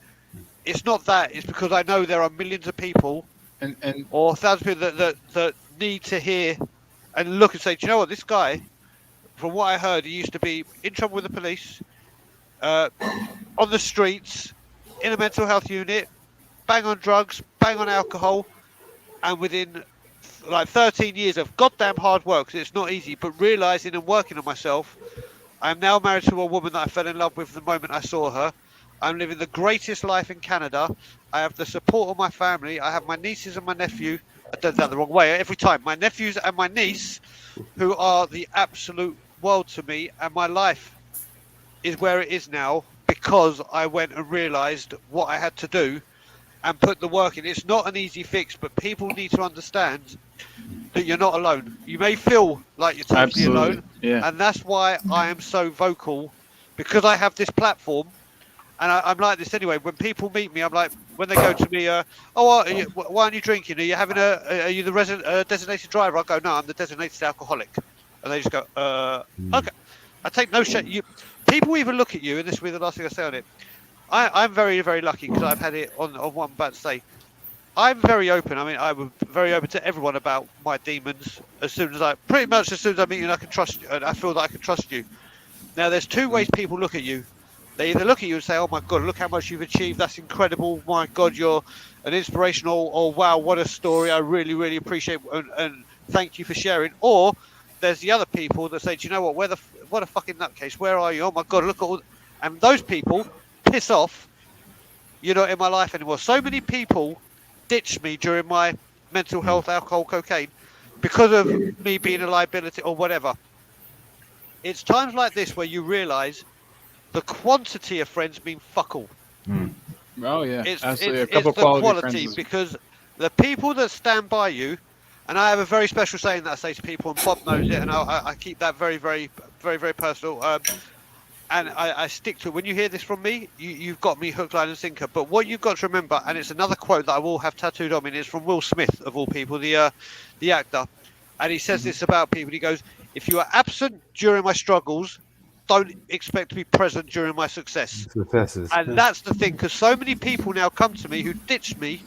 And like, "Oh, Brian, how are you? It's so good to see you on YouTube." Or, "Oh, it's so good to see you got married and you're in Canada. I don't know you." And I'm like, "Oh, hey, how you doing?" And we have this little conversation for like a day, 2 or an hour. "Oh, by the way, I'm going through some alcohol problems, or I'm going through mental health." And straight away I'm like, "Fuck off, goodbye, ta-da." Where were you 20 years ago when the exact same thing was happening to me? You haven't got in contact with me once, and now you're coming to me. And it's like, do you know what? Fuck you, because you weren't there for me. But people that know me and people that know Bob and everyone on here know, when we say we're here for people, we make ourselves very, very open to the public, or not to the YouTube community. We get known on Twitter. We have certain trolls that try and cause trouble. But the real people that know us know what we stand for and know that we back up what we say. And I feel confident speaking about this to anyone on this panel right now, everyone in this chat. And just remember, if you ever need to talk, even if it's just, I say to people, whether you need to laugh, cry, shout, scream, whatever, message me, and I'm there. I am right there. And everyone who wants to be a part of or whatever with our January showing on Tottenham on Tour, feel free. But like I said, as Colin's just openly admitted, I've spoken to Colin now for since I saw you on Tommy's stream about certain things. And I'm always there for people, and we all are there for each other. So just remember, guys, especially at this time, you're not alone. We're all here, and that's all I'll say. See what Mr. K said. Definitely. Was, and I was the reaching out. Rez, go ahead, buddy. I didn't mean to interrupt. The reaching out is hard. That's true. And I think that's part of what I never do it. I never, even if a friend of mine calls me or texts me and says, "How you doing?" my response is almost always, "I'm fine, how are you?" I know why that is. Turn it back on them. You didn't say that. You didn't say that. I was saying. I think for me and Rez, and I'm probably totally wrong, but for me, my biggest challenge was my heart surgery, and being from the Indian culture. And like I say, Rez will probably relate to this. We're men. We look after our family. We're supposed to be the breadwinner. We're supposed to be the stronger bit, the stronger person. So from going from being the man of the house, being the breadwinner, to coming home and being reliant on your 14-year-old child and your partner to go to the toilet, that fucks you up mentally. That really does. And I'll be honest, it cost me my relationship of 8 to 10 years. There were other factors, big factors, that were in there. But some would say it's probably turned out for the best. I would definitely say it's turned out for the best. I mean, and you can't underestimate. I mean, I was in recovery. I was in hospital when I first started watching Ben and Sim on a regular basis, right? and that was my therapy. Yeah. And I was in recovery when I started Bob Spur TV. And 8 months ago, I started up the Spurs YouTube Family Twitter group with me, Brian, Danny, Cody, and Marcelo. That was it. 5 people. Now, and it peaked to about 60 odd people. Obviously, everyone's branched out now. There's about 3 or 4. But everyone stayed in contact. And I'm proud of the fact that, that was something that was, I just sat there and I thought, right, I'm getting a bit big now. I've got 4 subscribers. I need to keep in contact with everyone. And I added 4 people to that group. And within 8 months, that got to 60 odd people, 50 odd people. And all from the YouTube Spurs family. And everyone, and I mean everyone, has found a friends within that group. And whenever someone's had a bit of an issue, be it mentally, be it health wise, there are a couple of times where I've had relapses and gone into hospital. The amount of love, support, positive energy that I've had from the Spurs YouTube family has been absolutely immense. And I'll be honest, Cody and Brian have always been at the forefront of that. They've always been at the forefront, either take the piss out of me or giving me well wishes. And I think we can't underestimate how much, like Mr. K says, reaching out. It makes it easier when you've got people who you can. That was one thing I really wanted to touch on. Out to. Yeah.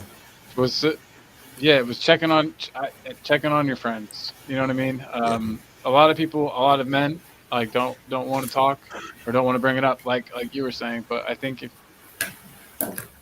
I mean, there are major problems for me with that. In that, I've been diagnosed with complex post-traumatic stress disorder, and a serious problem for me is self-esteem. I don't believe that people want to hear from me.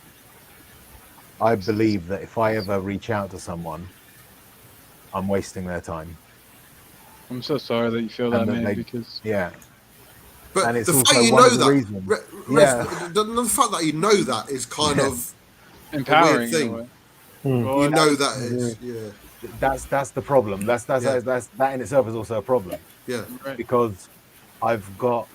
Look, I'm not saying this to boast. I'm not saying this to big myself up. I'm a pretty smart person. We can tell. That's why we like you, man. But I've actually said it to you, Cole. My brain is my greatest ally, but also my worst enemy at the same time. Mm-hmm. I know that people don't necessarily respond that way when you reach out to them, but I can't help feeling it. And so I have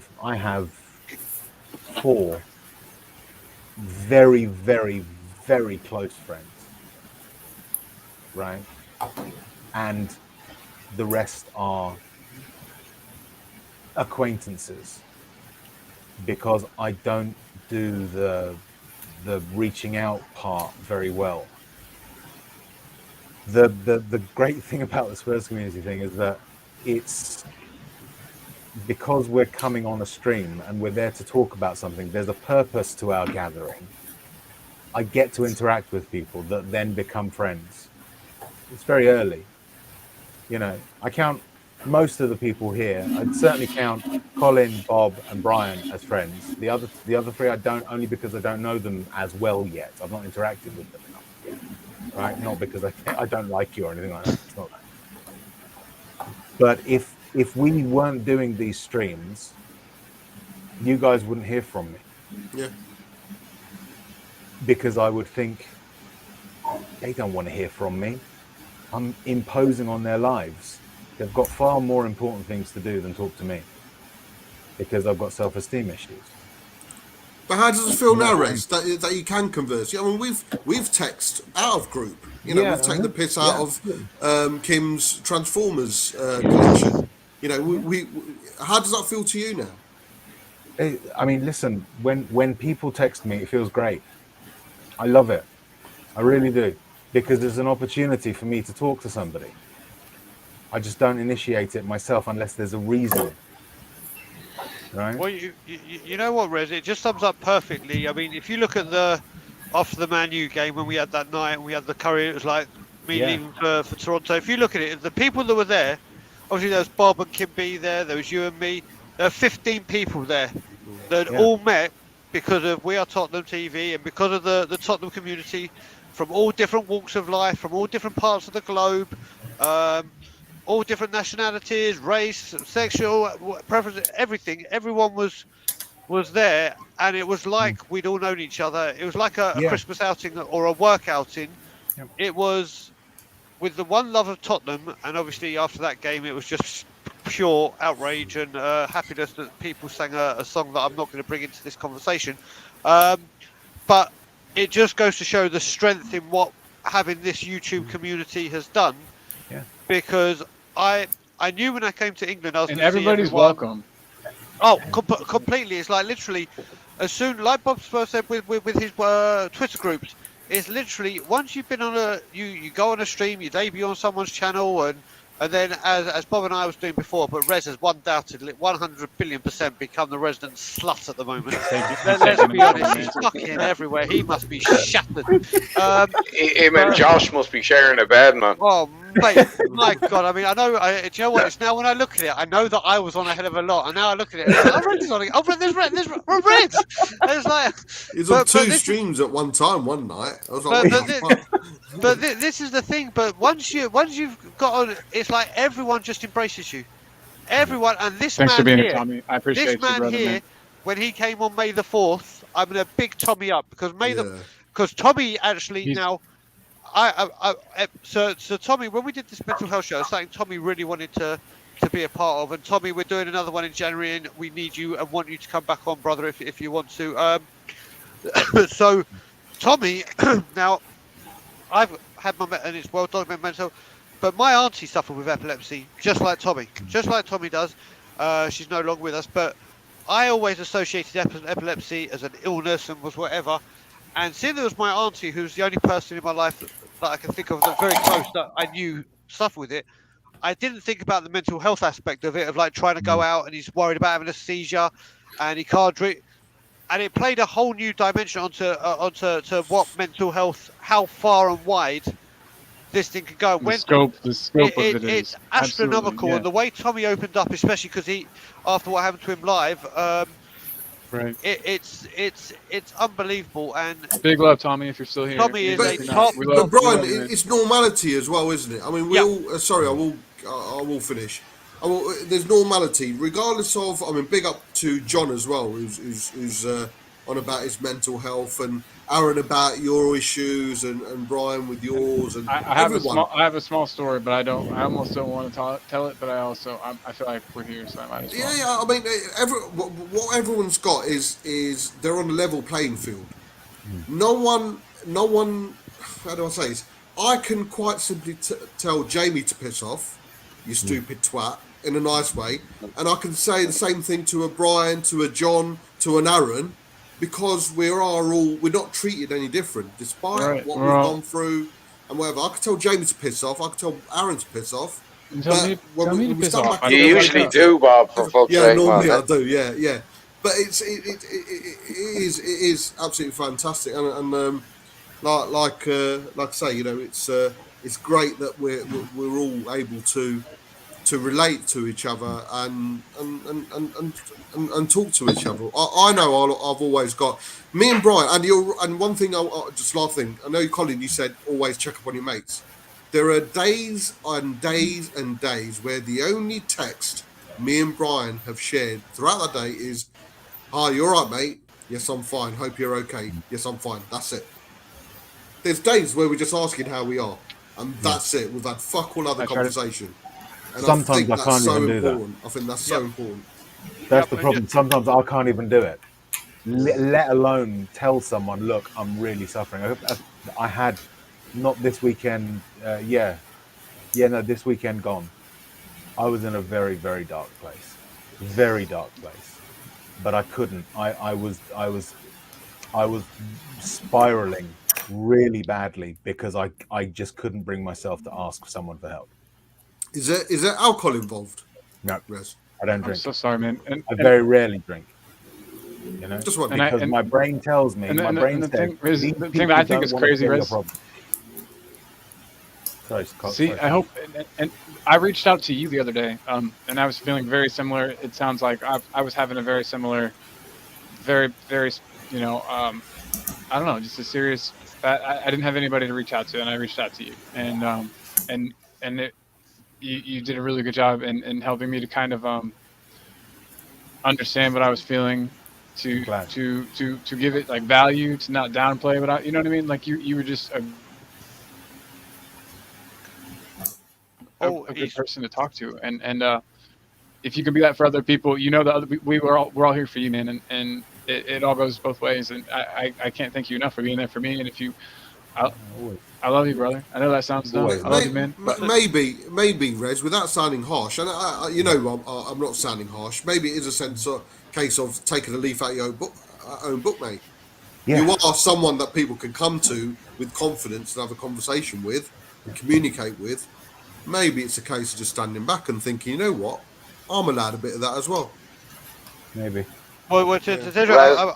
I'm just going to very quickly blow my own trumpet, and I don't mean this in I just want to say, and I'm going to Sexual big way. up this. No, I'm going to big up. Don't go there. Don't go there. Oh yeah. So, so literally, I want to pick someone up, and you mentioned him, Colin, who is a huge supporter of every single channel, and he's a very, very. He's so. I talk to him a lot via the chat, and I'm going to pick him up now, and it's a guy called John Fitzpatrick.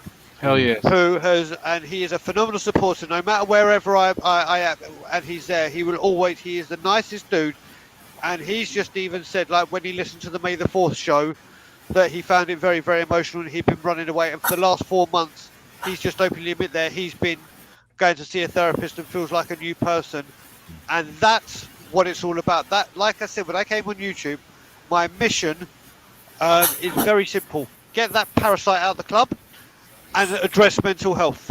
And mental health, obviously, to me is more important.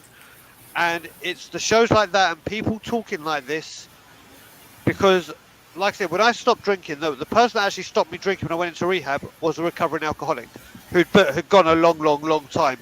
When you talk to a doctor, oh yeah, you need to do this, your health is it. You need to talk to someone that's been there. There's certain things you understand that you click with. And I'm just so happy to hear that a show like what we did and what we will be doing again has helped John. And this is what this community should be doing. And it gets taken away from social media. And what the good. So I've met all these people via social media, and there's a lot of good in the world that social media does. But obviously, it gets harped on for the bad things. And it's very. God, just another person in the chat as well, Mr. K.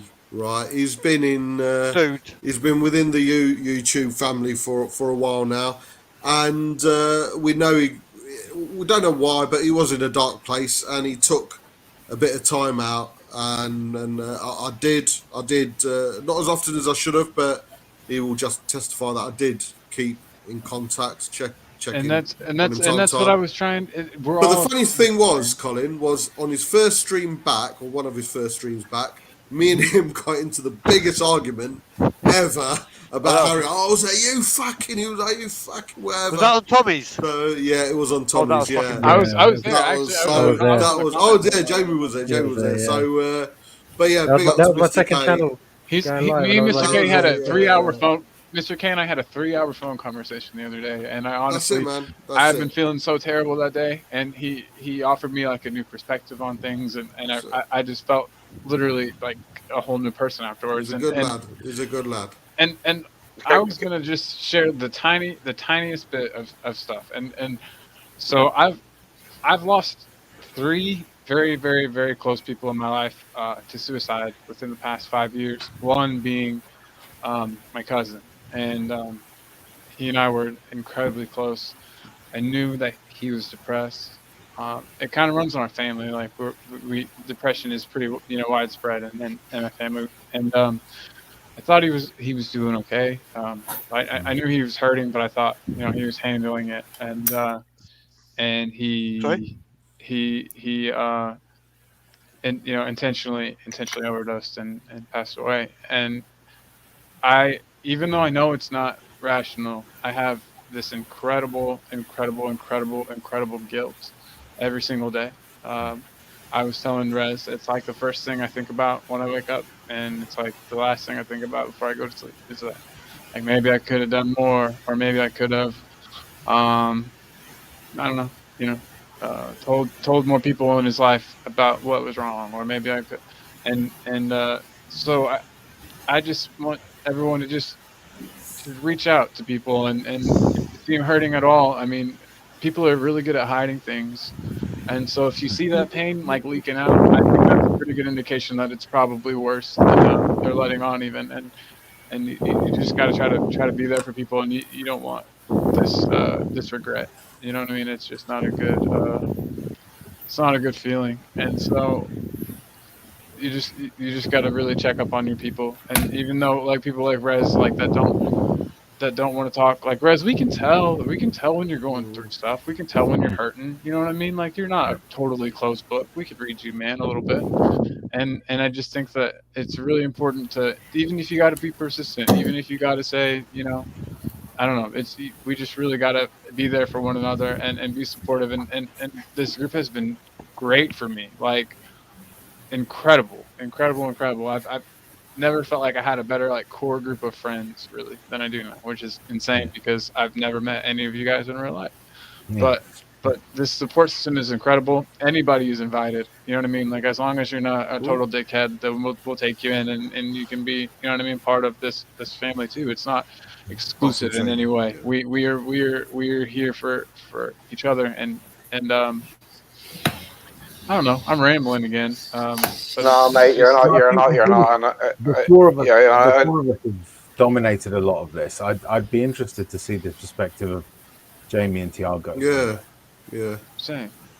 To sort of see what they think. I mean, listen, don't. I'm not. If saying you want, have yeah. to share. If you Right? want, Yeah. Don't feel. No, I'm like, happy to or talk. I just was a letting comment. everyone else talk You first. don't have to so- share your own story. You can just comment on what you've heard as well. No, I'm happy to share. Like, I'm a mental health first aider now because of what I've gone through. So I do that for work. So me giving back is kind of like helping myself in a kind of way, if that makes sense. So Yeah. my I've got 3 brothers and 2 sisters, and my mum had to look after all 6 of us on her own. My dad was there, but he wasn't there, if that makes sense. Raging alcoholic. He used to like beat me to a pulp, where I'd piss myself on the stairs, but my mum wouldn't know about it because I was ashamed to say something. And then I got a job as a paperboy at 11 and got molested by one of my clients because I didn't understand what was going on, because he was like doing errands for his 80-year-old man and then getting locked in his house. I only came out to my mum about 2 years ago telling her about that. So I was in a very dark place where I attempted suicide twice. Didn't work, obviously, thank God. And then NHS wouldn't help me because they didn't think I was a severe case. So I ended up speaking to Samaritans every single day. That helped me, and then that's why I feel like if I'm getting back better to where I am and talking to people, if I can help save some person's life, that's why I decided to do the mental health first aid. And even though it costs a fortune, it's just I know what to look for. So that's why I feel like I'm happy to tell stories, because telling stories saves lives. If I hide it, the next person ain't gonna be the next day. Dude, that's heartbreaking, man.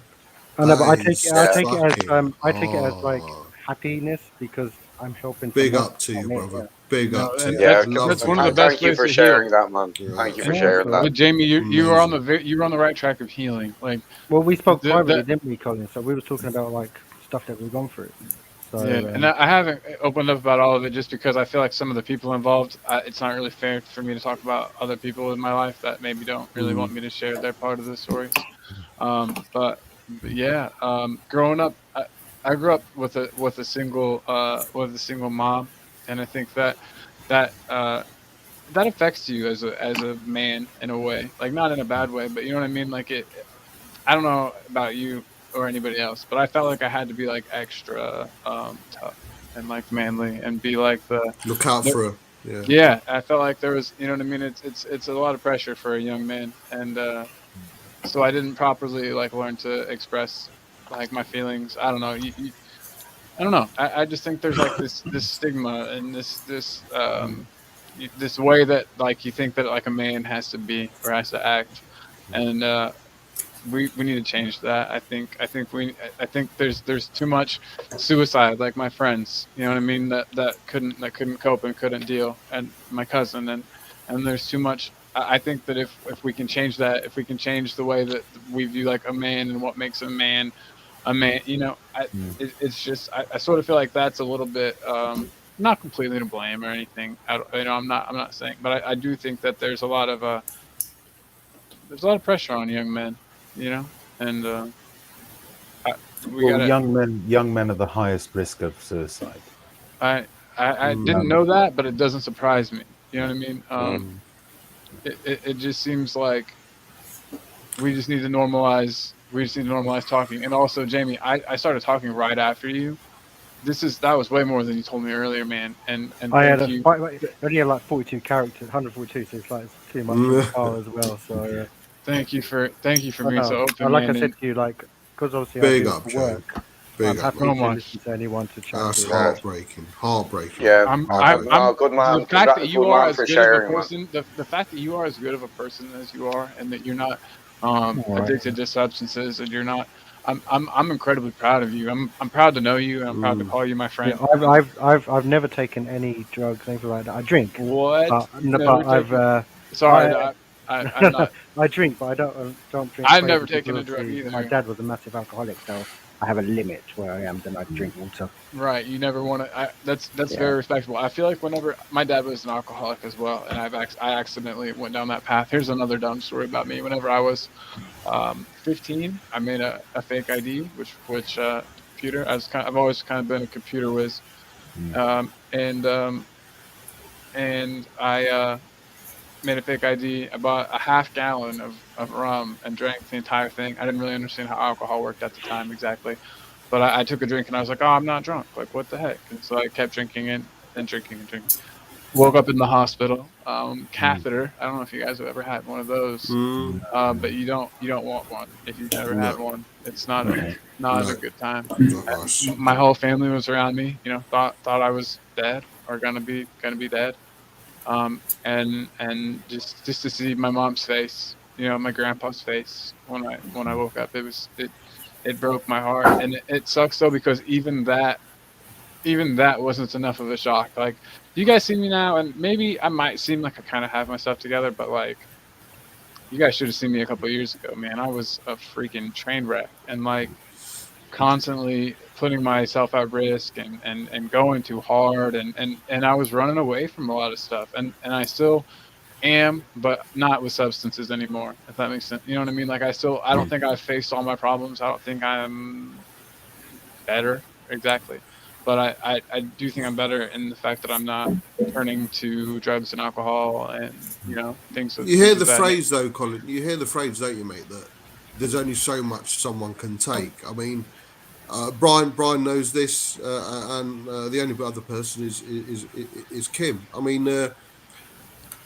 when recovering from heart surgery, losing your mum and losing your brother in the space, and losing both of them in the space of a couple of months, there is essentially only so much you can take. I don't think I've mourned mum. I honestly don't think, because I've not had time. Yeah. Recovery, I know what you splitting mean, man. up, moving away from my kids, the new job, this taking up a lot of time. I don't think I've had time to actually sit down and think about. My father's not well, so there is so, and it's such a a flippant remark. Oh, you can only take so much, mate. But No, it it's is. true. There is only so much you Yeah. physically, mentally can take in. Otherwise, you would actually destroy yourself. Yeah. And Colin It's, and will justify it's it. just to stop Yeah. the pain. Yeah. I attempted suicide twice. It's just to stop the pain. It is. You know, 100%. it's and like and you don't and yeah. Is that I the and first can't time you've I take told anymore. someone, Rez? That I've tried suicide, other than professionals, and my friend who came. My best friend is a guy called Alistair Mackey. He lives in Edinburgh, and he is like my brother. And when he found out that I tried it, he was alerted to it by someone else, and he basically got the first train down to come see me in the hospital. That's a big step, Rez. Well done, man. I'm That's a really big step, man. thank you. Big Yeah, step. thank you for feeling open enough that you could say that. Yeah, I mean the thing is, I'm not closed about the stuff that I've been through. Yeah. It's the fact that I don't get the opportunity because I don't give myself the opportunity to talk about it. There are professionals that know I've raised, and there are members of my family that know, but only because they sort of had to know.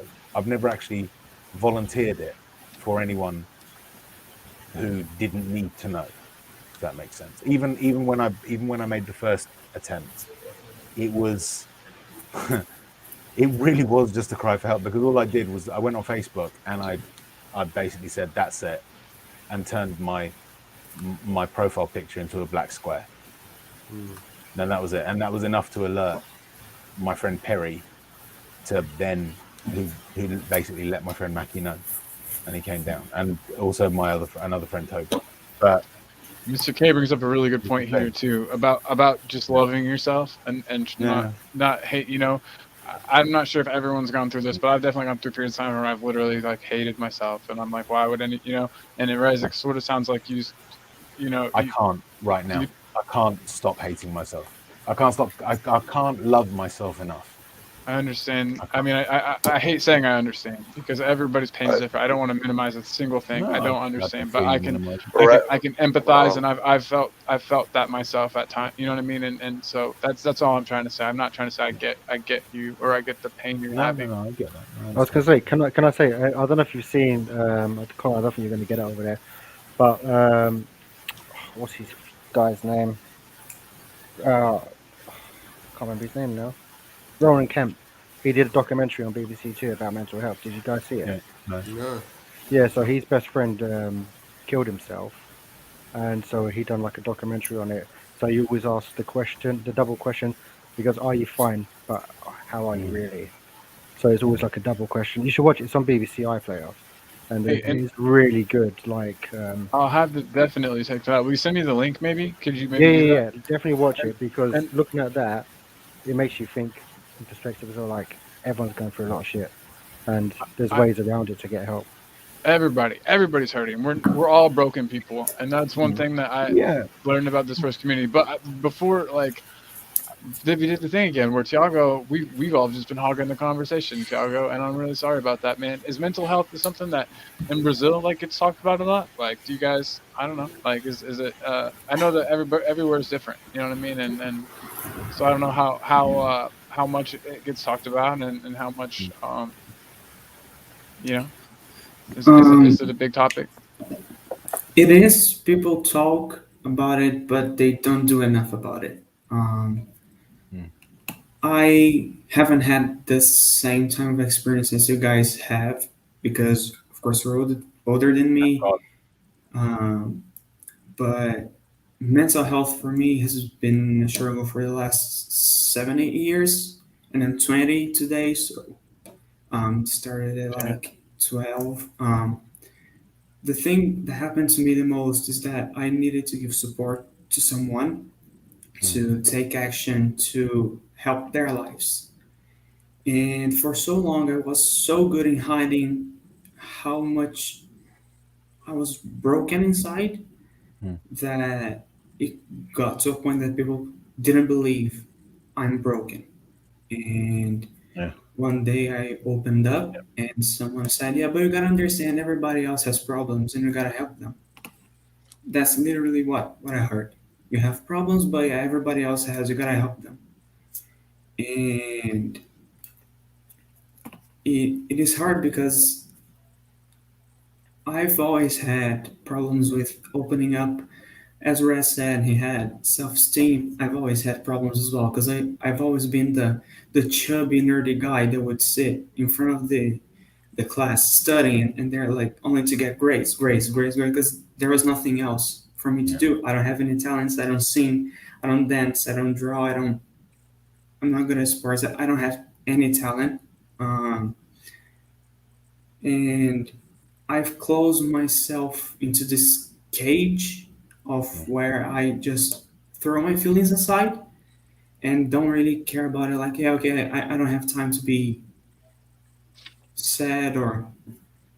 And I've noticed in the past few months how much I've been struggling, and it came out in the most like I didn't expect it because I was doing a paper for college, and I don't know why I had doubts if it was good or not.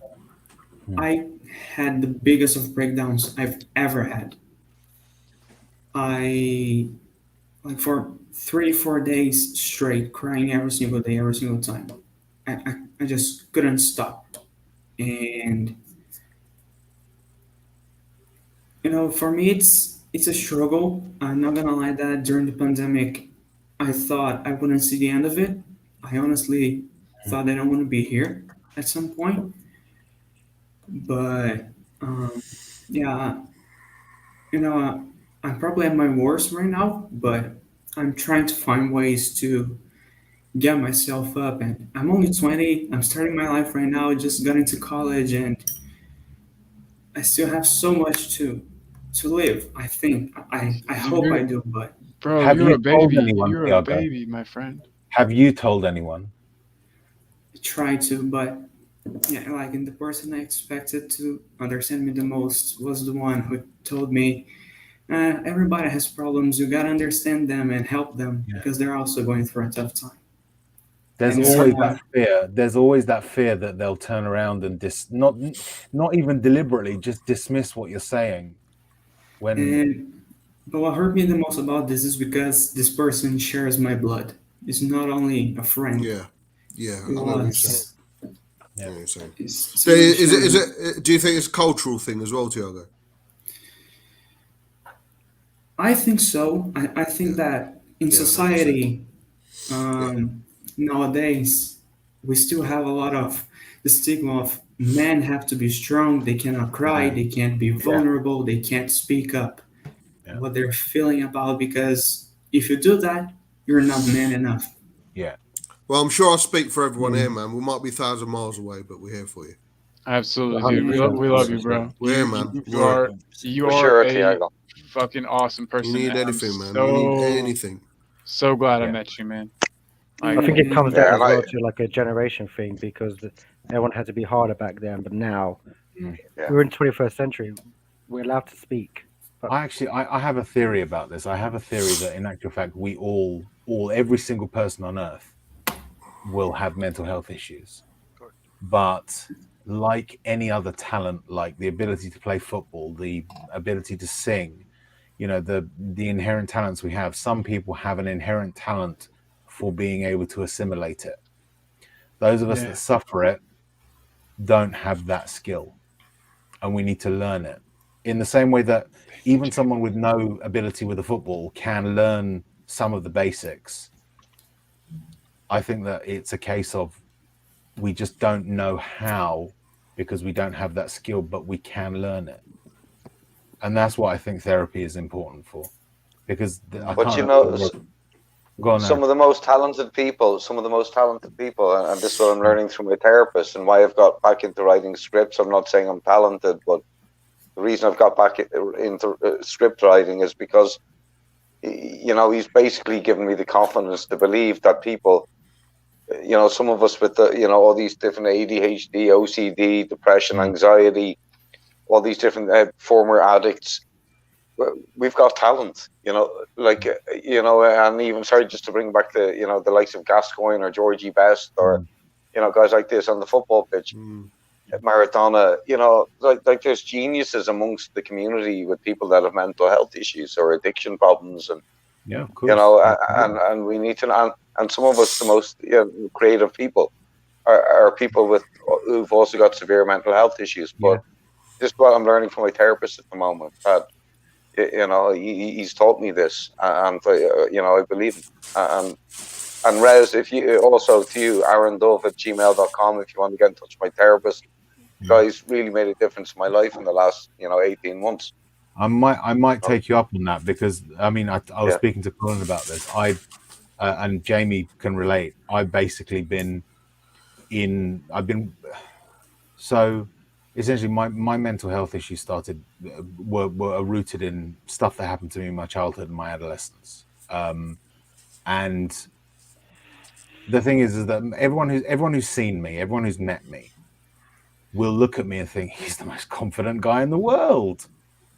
You put on a good front, and I feel like we all do to an extent. I'm sorry to interrupt you, but you do put on a great one, man. You seem very strong and assured and tough and confident. It's an act. It's to protect myself. Right. But I put up. Hi, Tommy. Sorry to cut you off. Yeah, hi, Tommy. I mean, I did it for 36 years, and then 7 years ago I couldn't anymore. It just got too much. I started breaking down, and I've been in a fight with the NHS for 7 years to access therapy. So I was telling Colin that in June I basically wrote a 24-page letter of complaint to my local NHS trust to say, this is what you've done for 7 years. It took you 5.5 years to diagnose me. Right. And I'm still waiting for things. The reason that I was so in such a bad place this weekend was because I've been promised a response, and I'm still waiting 2 months later for them to respond and to find out what I need to do and where I'm going to go when it comes to therapy. But I might take you up on that, Aaron, because no problem, brother. No problem. I need a therapist. Jens knows how to get in contact with me personally, and so does Brian Daigle. Okay. Can I WhatsApp you too? I miss you on Twitter, bud. Yeah, look, I mean, we were talking about, it was mentioned earlier about social media. I couldn't deal with it. It was just the only way I really had to talk to you. So I just want to make sure I got another way to get a hold of you. You know what I'm saying? Yeah, you can. Yeah, you can. Jens and Brian Daigle and anyone else who wants to contact you. And I wanted to point out, I thought my mom's comment here. This is my mom, Julie Sievers. If nobody knows, I'm Colin Sievers. And my mom's comment I thought was really cool, and so I wanted to leave it up there for a second. She's like taught me everything I know. So. Any cool thing about me is because of her. But she's, people are sometimes frightened when you open up, but you got to be brave and true to yourself no matter what their response. And that's so true. I think we sometimes, which probably makes it harder for Thiago, because he did reach out. It's all very well we sitting here saying we must reach out, we must share, but it's probably even harder when you do reach out, and you do reach out to someone that who's supposed to have your back, and supposed to be there telling you everything's okay. And it's hard when you're younger. It's hard when you're younger. You don't. It's difficult. I understand that, Thiago. By the way, I really miss our Formula One chats. And you always make me laugh. The end of the season is coming. We need to. Yeah, I know, brother. Anyway, with what Thiago said as well, it's like I remember when I first started taking antidepressants, and it had to be it. My parents were still, because of their generation, were like, take your pills and feel better. It's not take your pills, and it's not. They didn't understand it now, as obviously they do now. But two things I just wanted to mention. One was also any guy that wants to get connected with the guy that came on May the 4th, Sean Wellborn, who is still helping people in England. Let me know, because he will get in touch. Colin, obviously. I can get you in touch with him immediately, because obviously North America. But there's something Bobby mentioned that I've got to bring up, and I'm going to go in a bit of depth to something that happened with me. Is Bob speaks a lot about his grief, about what he's had to go through since COVID, and his mum, his brother, and obviously recovering from a heart problem. And grief is a huge. I mean, okay, this story I haven't really told, so I'm gonna.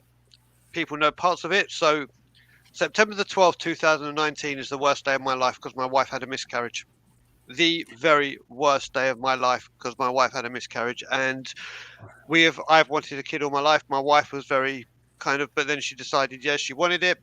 We had to go through IVF, and I was flat sitting at the time for a mate who was actually in Brazil. So I was looking after his flat, and my wife was at home and she was having the miscarriage, and I wasn't there.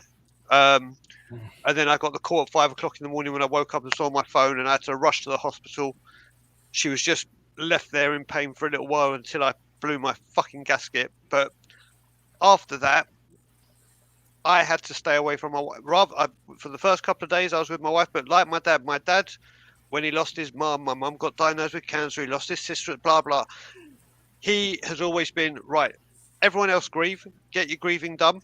And then when the family are back up and running okay, that's when I'll go and take 10 minutes for myself and I'll deal with me, because my dad is my hero. And the one thing we used to beat the shit out of each other, well, I'm not proud of, but like I said, Bob knows my relationship with him now is absolutely goddamn incredible, and we wouldn't change it for the world. But when this happened, I couldn't stay with my wife, and it wasn't because I didn't want to support her. It's because my anger. Not that I would have given any physical. I would never lay a finger on her at any point, but I know I would have literally destroyed the house. I would have harmed someone or something, or put my fist through glass, my head through glass, and it's because I couldn't deal with the grief and the pain my wife was in. I wanted her to get better before I dealt with me, and my wife was in such a. I tried calling a therapist. So what Aaron said about finding the right therapist, I called a therapist through the health plans that we have here, and I spoke to a therapist, and they said, "Why are you calling?" And I said, "Right, well, my wife and I have just gone through a miscarriage. I'm in a lot of pain from that, but I can't have that come out because my wife, blah, blah, blah. But I've got blind rage ready to explode. How does that make you feel?" And I was like, "Well, it makes me feel like I've got fucking rage." Yeah, like what I just told you. But how do you every question was, "But how does that make you feel?" And I was like, "Listen, I'm putting the phone down before I fucking do something stupid on the phone." It's all about finding the right, and this is how big grief can get to you. It's not just how you deal with it; it's the repercussions of it. Because, like I said, I was flat sitting for a mate that was in Brazil. I think I had to spend 3 nights away from her. I spoke to her all the time and made sure she was okay. But now I couldn't come home because I was scared what I was capable of.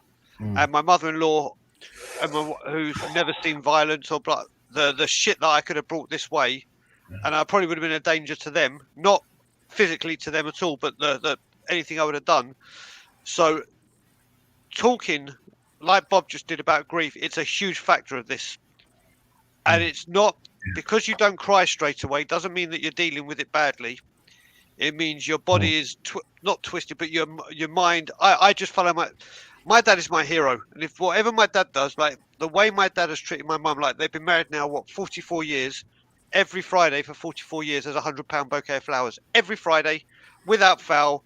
He literally, the best story I'll tell about my dad, and this is how I follow my dad.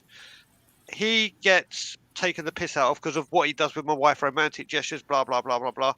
And every February half term, we used to go away with another 2 Jewish families, 2 mother, father, 2 kids, and it was Valentine's Day, and everyone's like, "Oh, what have you got my mum for Valentine's Day?" And they're all sitting at the breakfast table. And my dad was like, "Oh shit, I forgot on," and everyone's going, "Ha ha ha ha!" And Dagels forgot. Within that moment, he had sent. They'd been married 14 years. 14 Valentine cards had already been posted there. 14 bouquets of roses, a diamond necklace, and a barbershop quartet came and sang at breakfast.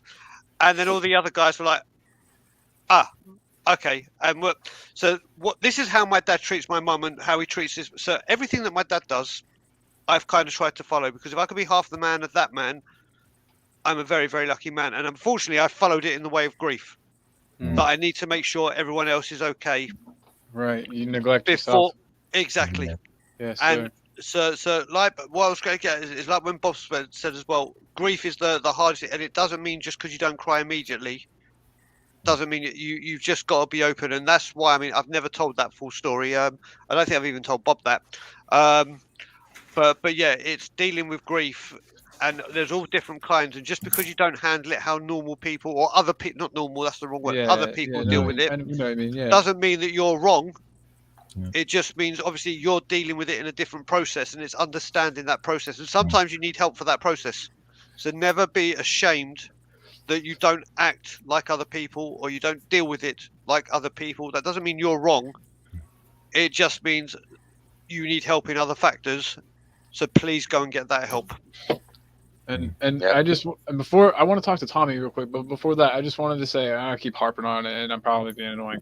Thiago, you fucking rule. Thank you so much for becoming part of the streaming family. Absolutely, man. Big ups, Thiago. Yeah, man, big ups, man. You're like new, but I feel like you've been here forever. I don't know. I'm really glad to have you here. Really glad. I'm smoking, so that's why I have the camera off. Sorry, everybody. Colin, just quickly, just want to say two very quick things. First is, I feel like here in the stream today, I'm kind of like the representative for the new generation. I just wanted to say. Are you calling us old? Yeah, I am. Just kidding. No, dude, we're getting there. I just wanted to ask you guys to do something. If you guys have young people in your families, please do not forget to reach out to them. Definitely. Because yeah, man. Jamie said, oh, today, the new generation, we are able to speak.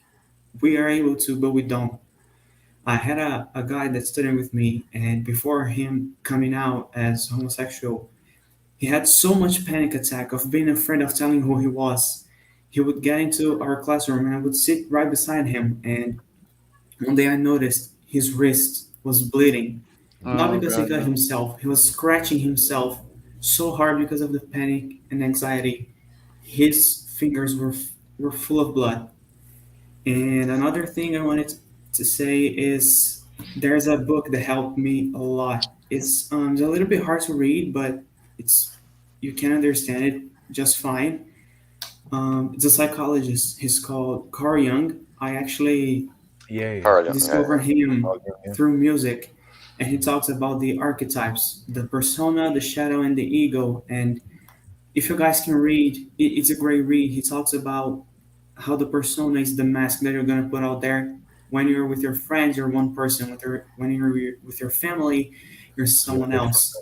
And definitely, I'm a different person. I feel like on stream a little bit than I'm in rough. I'm trying not to be. I'm trying to be more of me. Hopefully, I'm doing that well. But sorry to cut you off. Yes, I was just I get that. You know what I mean? I feel.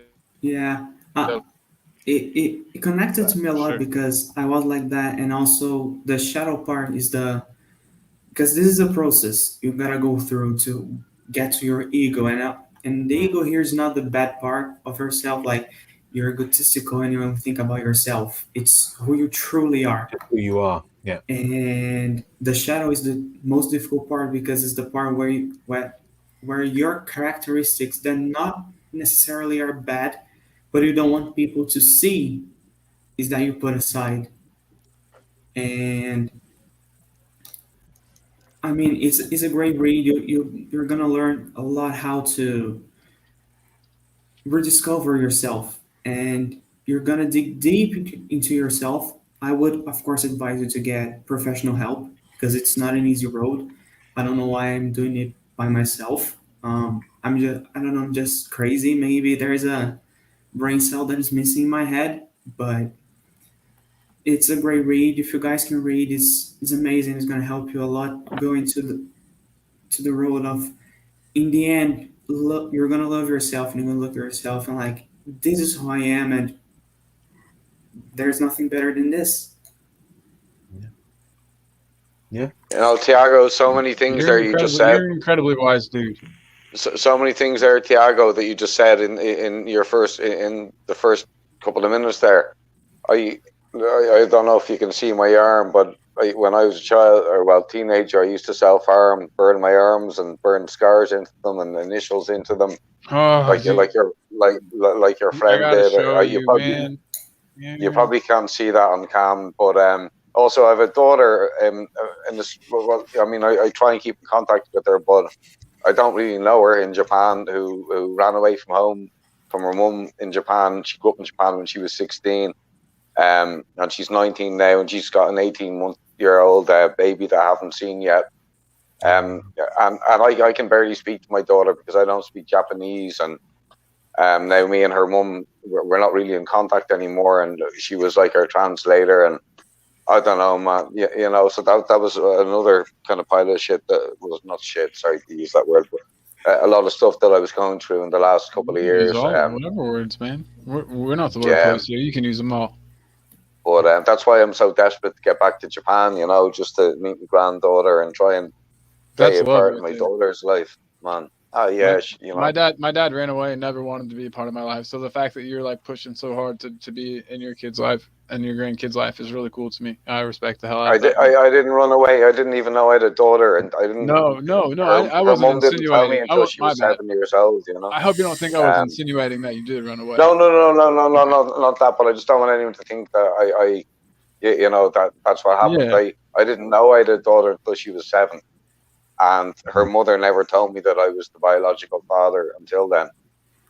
So, yeah, and then her mum she married a guy, and he turned out to be an abusive guy. So my daughter ran away when she was 16 a couple of years back, and ended up in child protective custody and all that. And anyway, that all settled, and she ended up meeting the guy, and so so I have a granddaughter there now. Is he still alright? Is the guy okay?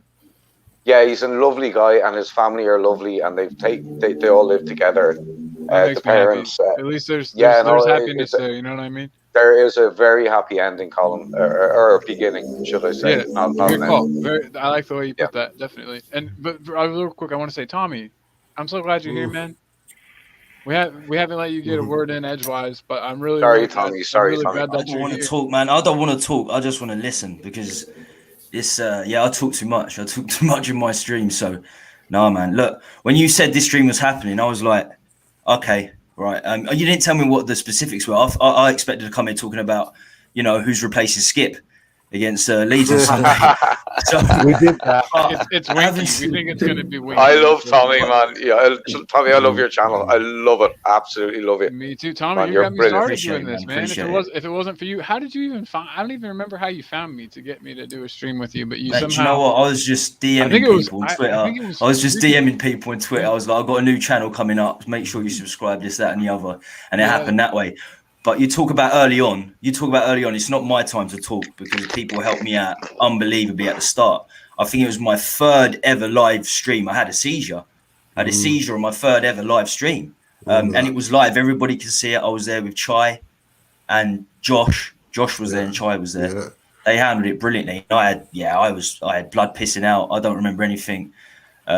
Apparently, I got back up and tried to carry on streaming or some shit. I don't know what happened. I contacted YouTube and complained about your stream just so it could get taken off because it was live.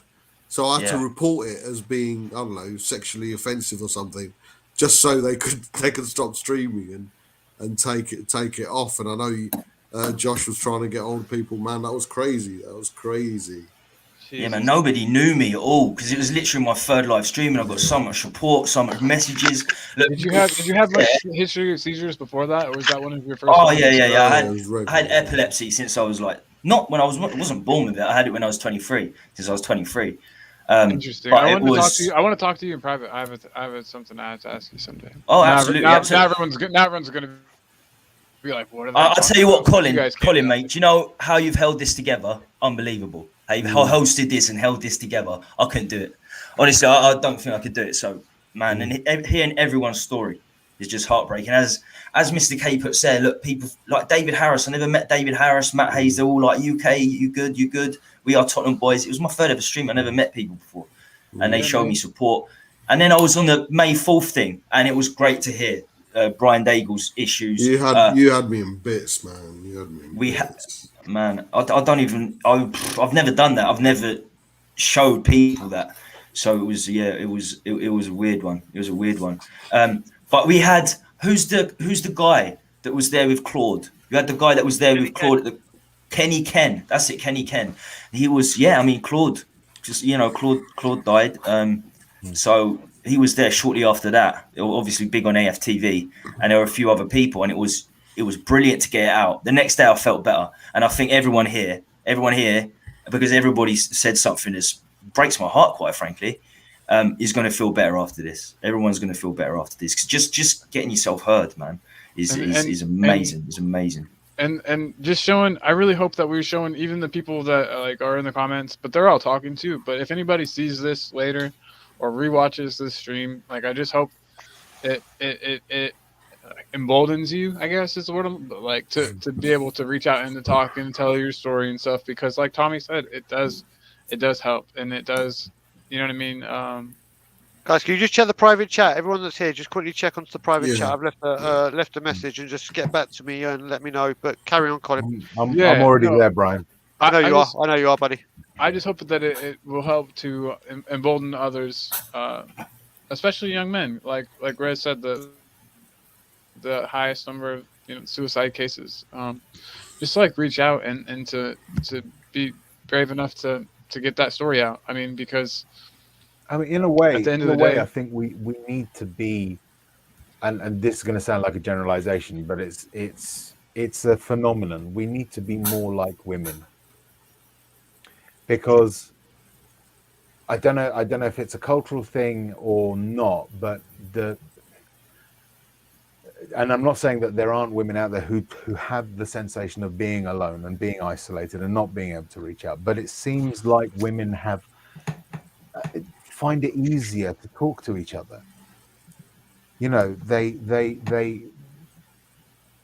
is always like a sister or a mother or something that they will talk to, whereas we block ourselves off as men from each other almost. We historically it's man, I see what you're saying. Me too. And it's so much better at talking about their feelings. It's historically women are good with people, are better with people, and men are better with products, things and products. That's what we look at, and it goes. And I suppose there's some biology there. Obviously, there's some biology there. Obviously, the woman carries the baby. So there would be absolutely, no, that's right. There'll be more nurturing sort of biology behind it, perhaps, maybe. Yeah, I mean, that's why whatever the cause, whatever the phenomenon, we need to be, we really do need to be more willing and less frightened of talking to each other. Yeah, I agree 100%. Absolutely. I don't know. It's. I mean, these streams have been fantastic for me. I'm not kidding. I'm not kidding, man. They've saved me from being in a much darker place. Like I said, I'm not gonna lie to anybody. Like I'm definitely not doing the best right now. Like I'm not. I've been a lot better, but I'm recognizing it for what it is. I'm seeing that, you know what I mean. Like it's just a temporary like feeling. It's not forever. And I'm just trying to. It's funny, but like you just force yourself to do like small tasks, like start really, really basic if you're feeling depressed, and just like take a shower. In a weird way, it gives me a purpose to speak to people. Yeah. Let's put it this way: outside of this sort of group, I have no friends who live in London.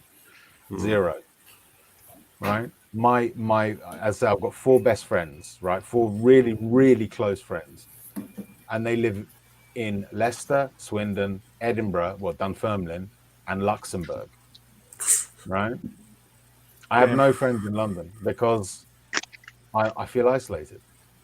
Being able to come onto a stream, doesn't matter where the other people are, I've got friends now in Canada, in the United States, in Malaysia, in Manila, it's always in Brazil, it's ironic how far away geographically some of these people are, and Yeah. they're Got right that next one. to it. You know, people say, "Oh, it's a small world." It's times like this when you realise it's Amsterdam, yeah. massive. It's absolutely massive because all you want to do is get together, is go to, I don't know, a Brian and show him a bit of love, or go to Colin, or go to Tiago and sit there and tell him everything's going to be okay. Yeah. Go to Aaron. Okay, maybe that's pushing it a bit, but you know, you wanna go to these guys and just sit down and just sit there and listen, and then and go away making sure they feel better. Yeah. And I just want to touch on Mr. K's point. I know this is not at all you trying to say, Rez, that women don't hurt, No. but Mr. K does point that out, and that's a very good point to make. And I talk about this from just like a pretty male standpoint, and this goes for everybody. Reach out to your friends. You know what I mean? Just that small act. That small act but of they reaching seem out. to do it so much better than us. They really do. They seem to. They're clued up. They're clued up to it. You know, problem shared is a problem halved. I think a lot of it really does come down to, I don't know, like I was talking about, like the expectations of like being a man and stuff earlier. I think part of that plays a little bit of a role. You know what I mean? And it's just how it's been passed down, you know, from generation to generation that we have to act. Yeah, I mean historically as well. There's the fact that the work that women did sort of in you know in the past was always a shared task. You know, it would be like, you know, if you, even in some cultures that still exists, you know, they'll do their washing together. You know, it was always the women that did the sort of menial tasks, you know, the household tasks. But usually they do it as a group activity, and that probably helps a cultural sort of idea of we're there, we talk to each other. Whereas men have always had this idea of being isolated as well, you know, having to stand on their own 2 feet. I just don't know. Whatever it is, we need to do it more. You know, agreed. Piss off, Cody. And then I gotta leave this one up because it's about me for just 1 second. Mr. K, you're too kind to both of us. Yeah, big up.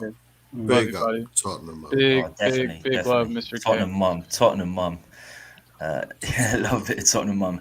But yeah, do you know what? Just sitting here talking about, you know, best friends and not really opening up to best friends. I think this is so key. I think this is key because you need someone to talk to first. Obviously, we know each other, but we know each other to a certain extent. We're not childhood friends. We're not best friends. But we can start here, and that enables us to talk to people that we have known for years and years and years and years. And because I couldn't do it, there's no way I could. That masculine thing, and I still haven't. To be honest with you, my best friends and my closest family, I still haven't talked about, you know, the way epilepsy is impacting my life to a certain degree. But this is so key, so key. We'll feel so much better after this, and to 100%. Just to empathise with each other. I mean, who would have believed it? Like Rez. I've only known Rez for a month in the streams, but it's the most confident man you'll ever meet. When he speaks, everybody listens, and to think that people like that are going through, it's just madness. We're all going through it. One way or another. I think what I found out as well, like, because when I used to tell my friends, none of them wanted to listen, and plus you want to get like a non-biased opinion. That's why I spoke to Samaritans, because somebody doesn't know you and can help you. But you probably get an unbiased opinion on here as well because we don't know you as much. It's so key. This is brilliant. Yeah. This is absolutely brilliant. Yeah. And Rez has probably said, I don't want to speak for you, Rez, but it's probably, even if it's minuscule, you've probably said more stuff on the 2.5 hours we've been on the stream that you've probably done over the last few years, mate. Yeah. There's stuff even my close friends don't know that I've mentioned to people. You know, I mean, in full disclosure, essentially the reason I've got mental health problems is that I was sexually abused by my stepfather between the ages of 9 and 10, right, 8 and 10-ish, right, and then 5 years at a boarding school where I was away from parents, bullied every day. So essentially, my childhood was robbed from me, right? That's why I've got problems, and I don't share that. I don't go out of my way to share that. I'm not. I don't hide it, but it never comes up. You know, you don't sit there and you don't sit there in the pub with your friends, or out to dinner with your friends, or doing something and say, "Oh, by the way, this happened to me." But Rez, can I ask a question? Now, because you said that, does it feel like you've got a little bit let off your chest, so you don't feel as heavy? Because No, for me, actually, no, Jamie, and I'll tell you for why. Because what the biggest manifestation of my mental health problems is emotional numbing. So I numb myself. When I talk about it, I hurt more because I've not processed it. Until I process it, I will avoid it. What Aaron was talking about earlier about avoidance, that's what the smoking is. That's what the eating is. Like, if I'm playing a computer game, for instance, I do a lot of video gaming, I will have something on the television as well because I just want stimulus to stop myself from thinking. I relate to that so much. I relate to that so much. I can't let my brain go. Like you were talking, I don't want to sound like but you're talking about your brain being your enemy, and that just like sort of like punched me right in the chest because like that's how I feel. Like I have to be around people. People think I'm nuts, but like being alone for me is like dangerous. Like I'm not good when I'm like left to my own devices. I gotta like I don't know. I gotta just have I don't know. Like my brain really works against me at times, and I worry, and it's like as soon as I get one worry, it's so weird because I'm so weird. I'm the as soon as I exact get opposite. one worry done, I like jump to the next worry, and my brain's like, "What do I have to worry about now?" It's like a plague. Because my partner says to me all the time, she goes, "Why do you watch every single game that's on the Premier League or like Championship football?" It's because if I watch it, I don't have to think. Yes. Yeah. Because if otherwise, if I'm left on my own, it's dangerous. Yeah. So that's why I've always got to constantly keep doing stuff. So when I'm working from home, like I'm on the laptop all the time, I have to have Netflix on in the background because otherwise it's too quiet. It's from a famous movie, but it's so true. Idle time is the devil's favorite plaything, and it is that is unbelievably true. When you think I read a lot of philosophy, so I've got loads of them. I've got a lot of them. I've got a back catalogue of them, but a lot, they're true. I'm the exact opposite though. When Rez and Colin said that, you try to mingle with other people because you can't be alone.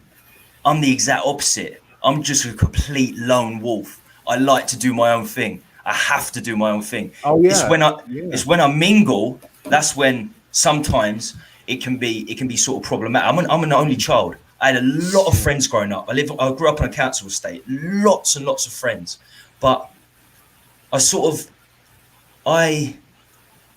was bad. I was a bad friend. I didn't make an effort. I didn't make an effort with these people growing up. And now I've only got one or two really close friends, and they're not really from my childhood. When you don't make an effort with people, eventually they'll stop making an effort with you. It just drift away. Yeah, absolutely. Yeah. I've got a lot of regrets, and a lot of my regrets are that, with other people. That's where my regrets lie. So I like to do my own. I like to just do my own thing. I'm a lone wolf. I suppose being an only child has something to do with it. But it's crazy as how it's all connected, but the reasoning can be different, can be opposing. It's amazing, absolutely amazing. It's just my eyes are opened. My eyes have opened just in a stream. I think it's amazing how much a lot of us have in common, and I wonder if that's what this is going to sound dumb, but like brought us to like.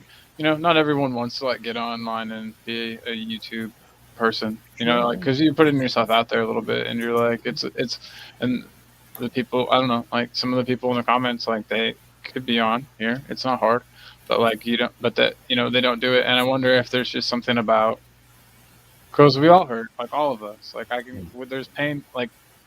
I hope Mr. K doesn't mind I speak about him, but everyone here knows him. When I first ever saw Mr. K on a stream, he smiles and he's like the happiest guy. But I could literally like see and feel like that there was pain behind it, and we all hurt. And I don't know. I just wonder if there's something weirdly in that pain that brings us to together or to this or whatever, however that works. Yeah. You think you know people. You think you know people, don't you? Man, honestly, my love for you guys, fucking hell. Yeah. Hey, we love you too, man. Yeah, man. It's just for real. This is. I was telling you in that Really group is. chat earlier. Like, I haven't ever felt the sense of belonging in a really long time, and we're just like, like we all love one thing a whole lot, and then we found out that beyond that we got a whole lot of things in common, and I don't know. That's like it's like a fast track of a friendship. You know what I mean? Like we got to. It was great. We're flotsam, right? We all bob around on this sea of the world, and any kind of anchor, anything that can give us a sense of not being thrown about on a sea, on an ocean, is a welcome feeling. It's a really welcome feeling because there's so much pain. There is so much pain that having that contact can help ease it, even if it's only temporary. Even if it's only for a couple of hours. That Colin's coming to the UK on 29th, so we'll definitely meet up and go out for dinner and stuff like that. Absolutely. Oh yeah, definitely. Damn it, I'll still be in Canada. I just want to say, Skype, Brian, don't worry, you'll be at the table with us. Yeah. Oh yeah, we'll have on Saturday. On Saturday, I will order something in your honor. On Sunday. Is it Sunday? Yeah, Sunday. Yeah. King prawn curry. Okay. I'll take. Oh, you don't do. But was it you or Graham that doesn't do prawns? I'll eat prawns, but I won't order them. But I will on Sunday. You will eat them, but you won't order them. We'll share it. You'll thank me. Tommy, were you about to say something and then didn't? I was just gonna talk about Bob because, when we talk about anyone on the streaming channels, I've never seen anyone like Bob, probably in life, just willing to help people out in the most selfless way. Because do you remember the awesome video he made me for my show? Oh, everyone. If I say to Bob, would you like to come on my channel? He's like, let's get a thumbnail ready. He's like, I'll do a thumbnail for you. And it's like, wow. Because look, life is short. So time is the most valuable commodity you can give. It is. Time is our most valuable commodity over money, over anything else.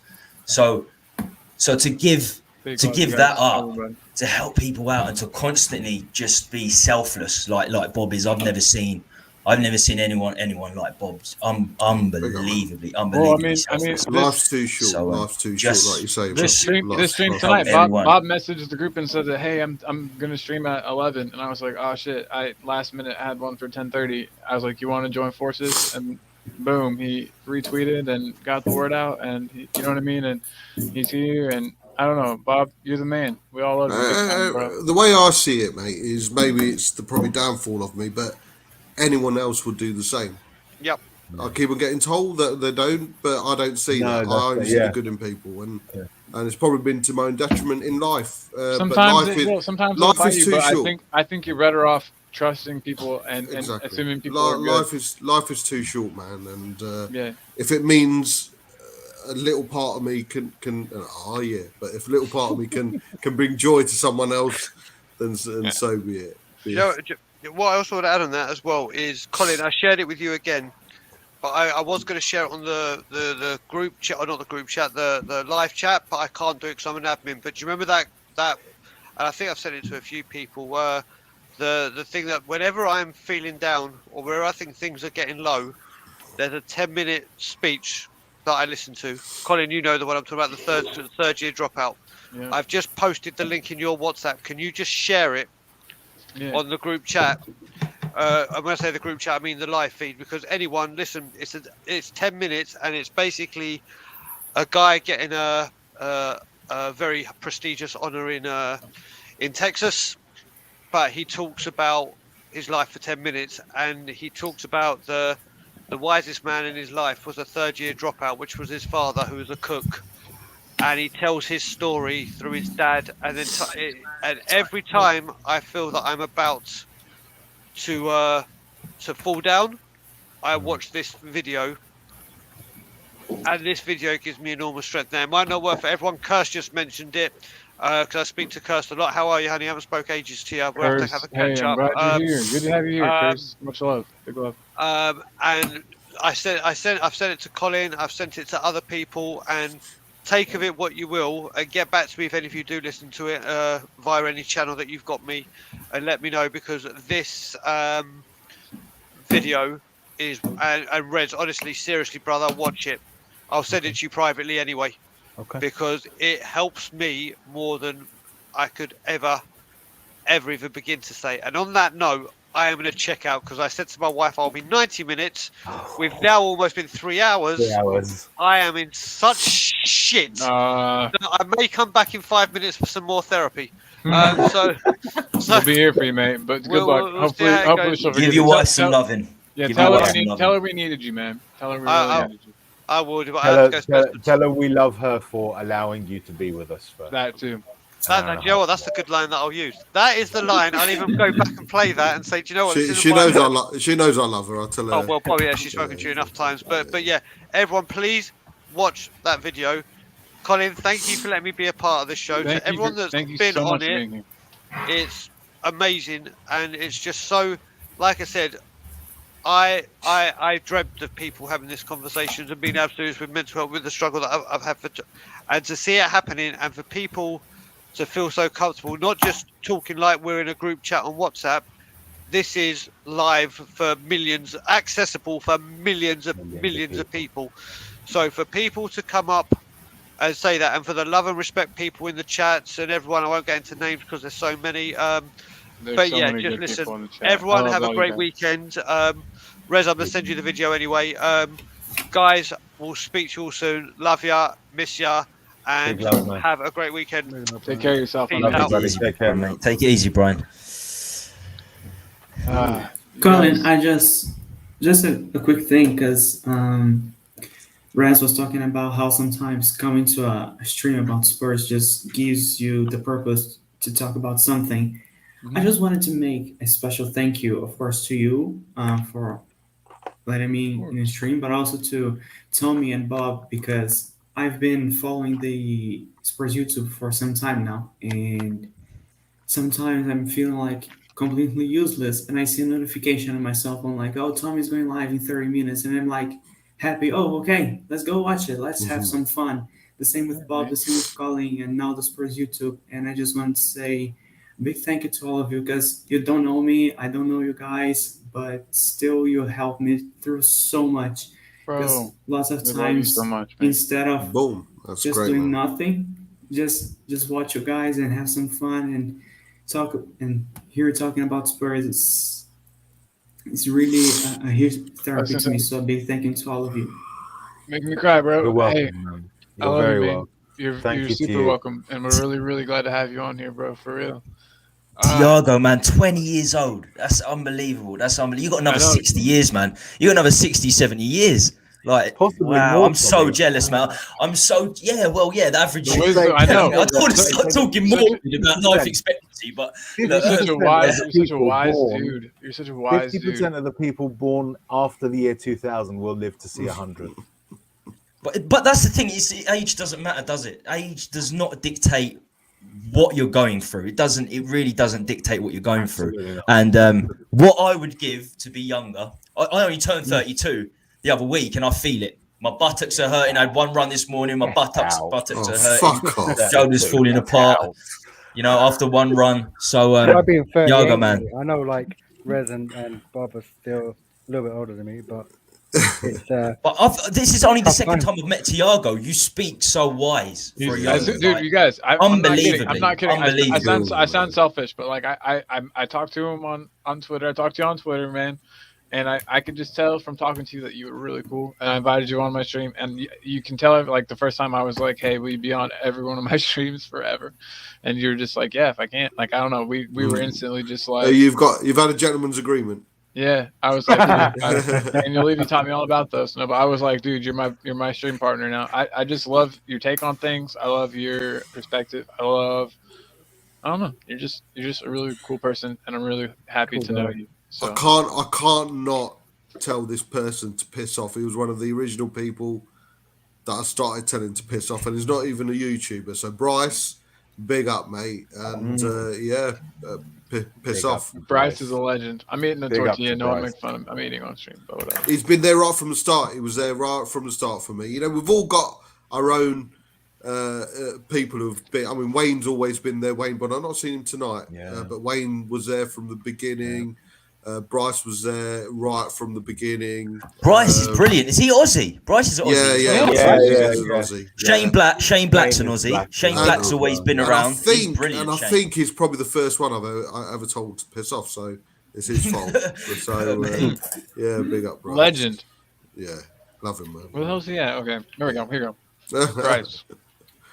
Shane Black as well. I talked to Shane Black on a stream. I've only seen the stream of him once, and he's similar to Brian. He's going through. He was an alcoholic. He probably won't mind me saying it. He said it live on stream. No. And he hasn't gone back. I think it's something like 10 years, and he works in a liquor shop. He works in a liquor shop, so it's like that takes some willpower right there. Yeah, that's mental power right there. That takes will. That's mental power right there. And big up to the Aussie boys because cricket is my second favourite sport, and we've got the Ashes. Ashes is coming up in December. Big up to you guys, we're gonna smash you up. They're gonna smash you up though. You got spiders that are this big, and you still aren't scared of them. A bit of controversy already, but that's for another stream. You go over there and you speak to an Aussie bloke and you say, "Why do you have a dog that's got 8 legs?" And they're like, "Oh, that's just a spider. Let me go kill it." Oh yeah, that's just a spider. Don't worry about him. And then you see their actual dog, and it's like the size of a dinosaur. Clifford, the big red dog. Do you guys know about him? Probably not. But this, I really want to go to Australia. I would love to go to Australia. I'm scared of spiders. This culture thing, it's funny because we always make fun of like the animals in Australia, and because we know they are huge. 1 year I was in Rio, and we have Carnival every year, and people from all around the world. I've met people from South Korea, from South Africa, US, and so on. It's funny, I was in the hotel waiting for the time to check in, and there were like some people, I think from Europe, and they were looking around thinking like, wow, Brazil is not only a jungle, like it's an actual society. They were like, wow, this place has buildings. It's got buildings, yeah. It's just... Tommy, absolutely. How's the epilepsy now, mate? Is it treat? You said you got. I remember you got new medication. What's you got some new medication, and then. The meds keep obviously to prevent the seizures. The meds have to keep going up. I haven't had one for ages, but I had one 2 weeks after my surgery. I was in my bed and I've had dislocation surgeries because of the epilepsy, where it jolts you so much. And I've had 3 bone grafts, 3 open surgeries with my shoulder. It's still gone. Like when you see me sitting, I'm just like this most of the time because it's still.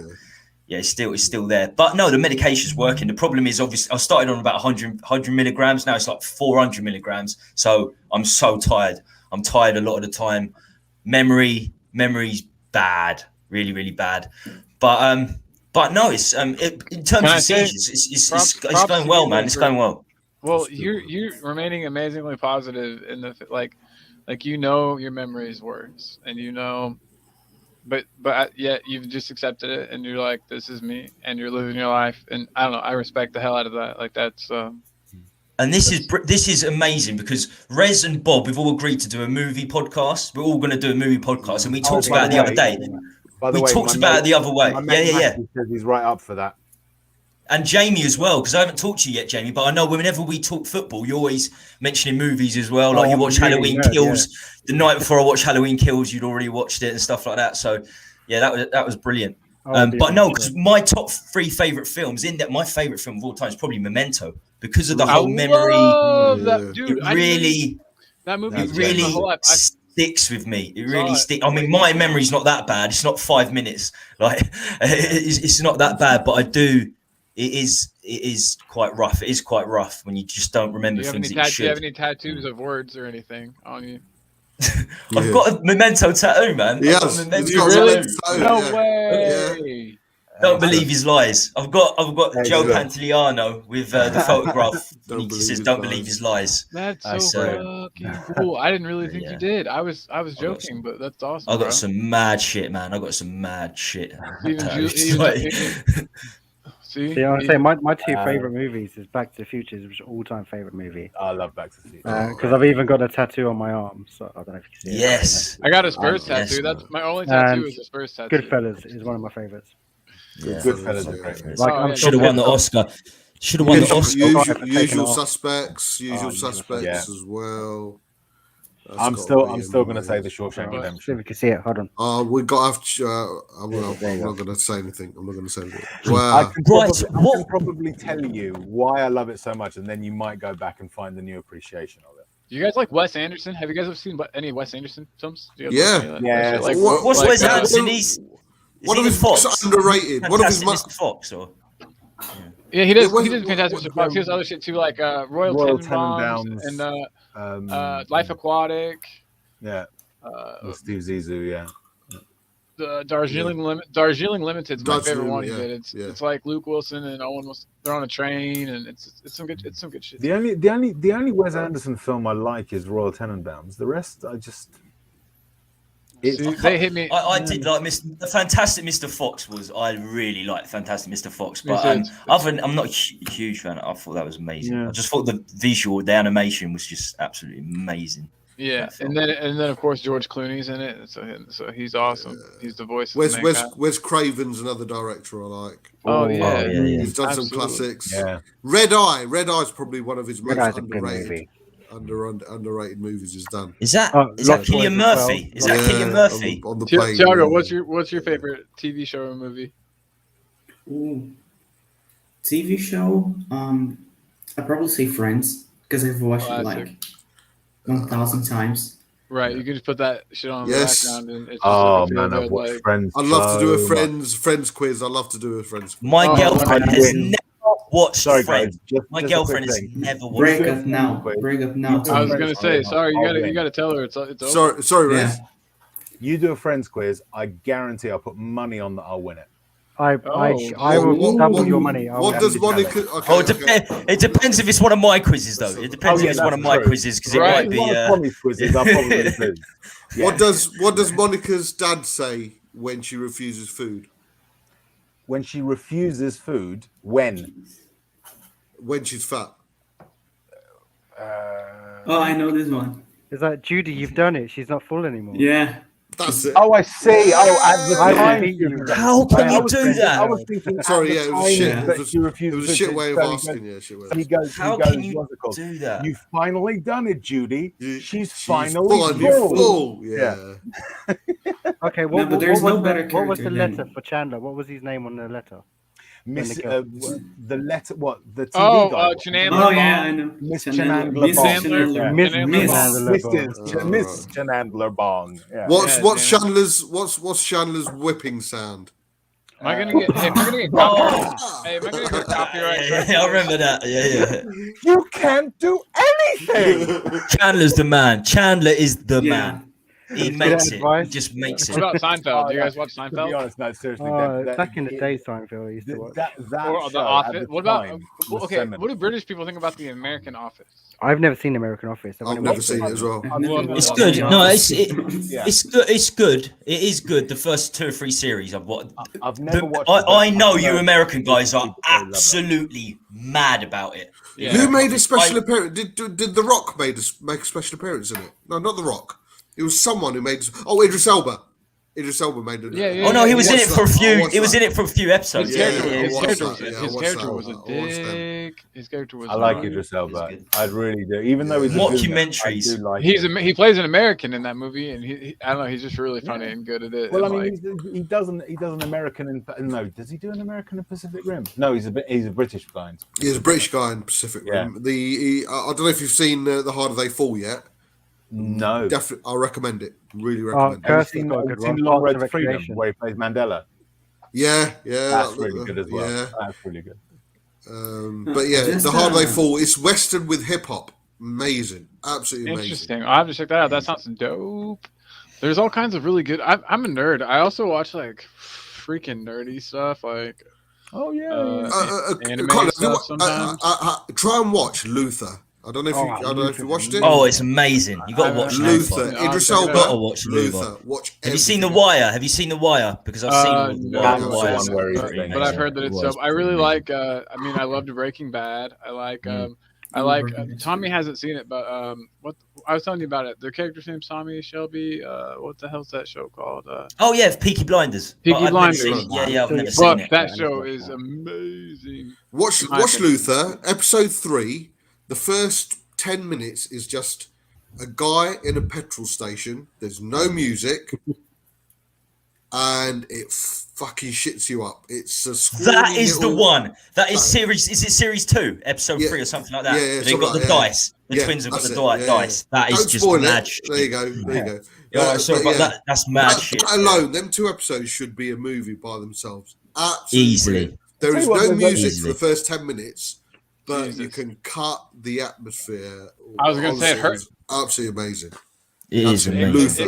It feels like just thinking about it. But hey, we've hit the 3 hour mark. I think we should all probably take this to the back, where we can all just hang out back there. Yeah, brilliant. But I want to sign off, and I want to tell everybody that if you've made it this far, for one, oh my God, thank you. Stamina. Much big love. I feel like I don't know. I feel lighter. Do you guys sort of all have that feeling? Like I sort of just like I'm surprised I lasted 3 hours, if I'm honest. But yeah, it's almost like a Eugen stream. Yeah, it is. Except we all like cried a little bit. But with Eugene stream, like at least we I got certainly on. did. Yeah. Usually makes me cry, but all for different matters. Yeah. Big shout to Eugen. Big shout to Eugen. Seriously, I mean the stamina of that guy. The stamina of that, because he does it so late at night as well. It's like a machine. It's amazing. It is 9 hours difference, isn't it? 9 hours ahead. He's like fueled with nicotine only. It seems like. Yeah. He likes it. Yeah, he likes a fag, doesn't he? Eugene does like a fag. He really does. But you guys, thank you for being here. Thank you for being open. I hope that other people feel like they can be more open. And if you have a problem, like. Clearly, all of us have had our problems, and we know the hurt, and we are here for each other, and that's the whole point of this whole Tottenham community. And I wanted to touch on a tiny bit of the, like, real quick before we leave, like the shitty, like, people fighting on Twitter and Levy in or Levy out, or everyone thinks Levy's a fucking douchebag. We all do. We all know that guy fucking sucks. Nobody thinks he's good. And everyone's just got a slightly different opinion about it. It's like the tiniest difference. We all just need to realize that we're like one, and we need to try to work together and bridge whatever gap there is, and just all, let's just squash it. And just it reminds me a bit of The Life of Brian. I don't know who hasn't seen it. Monty Python? The Judean People's Front. And are you the People's Front? Fuck off. We're the People's Front of Judea. So, but yeah, we're all buddies. We're all here for each other. And if anybody watching this needs anything, just hit us up. Yeah. I just want to say thank you. I just want to say thank you to everyone who came on, Brian and Tiago, all you guys. Tiago especially, because it's the first time. Right, you opened up around some people that you're very new and very newly exposed to, and that takes guts. I just want to say thank you for listening, but thank you for sharing. And like I was saying, you think mates. I consider Rez a mate, Tommy, all of you guys are mate. But to find out a bit more, it just brings us a bit closer. You might not like what you hear, but you certainly you feel close to them. And I'll just say thank you, man, because. My respect for all you guys, and certainly love for you guys as doubled, trebled, and I don't have to say I'm always there for you. Thanks, Bob. Love you, man. I got you. Everything you said hit the nail on the head, man. I feel the exact same way. Back at you, brother. Absolutely, and big up, Curse. Definitely watch it back, and share this as well, because people need to watch this. So if you're watching, bloody retweet it, share it, do whatever, because people need to watch this. Just 100%. and like not in a.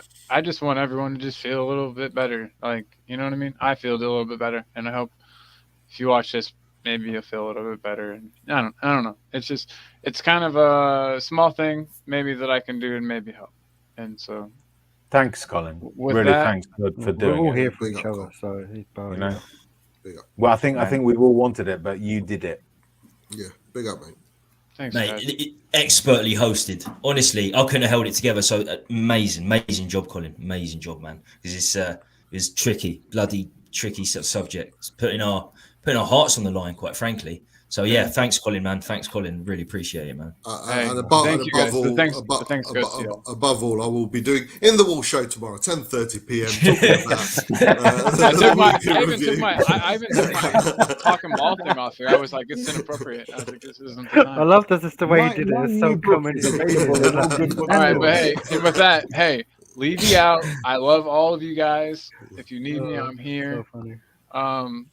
And so are these guys. So peace out, everybody. Have a great night. Big up, love you all.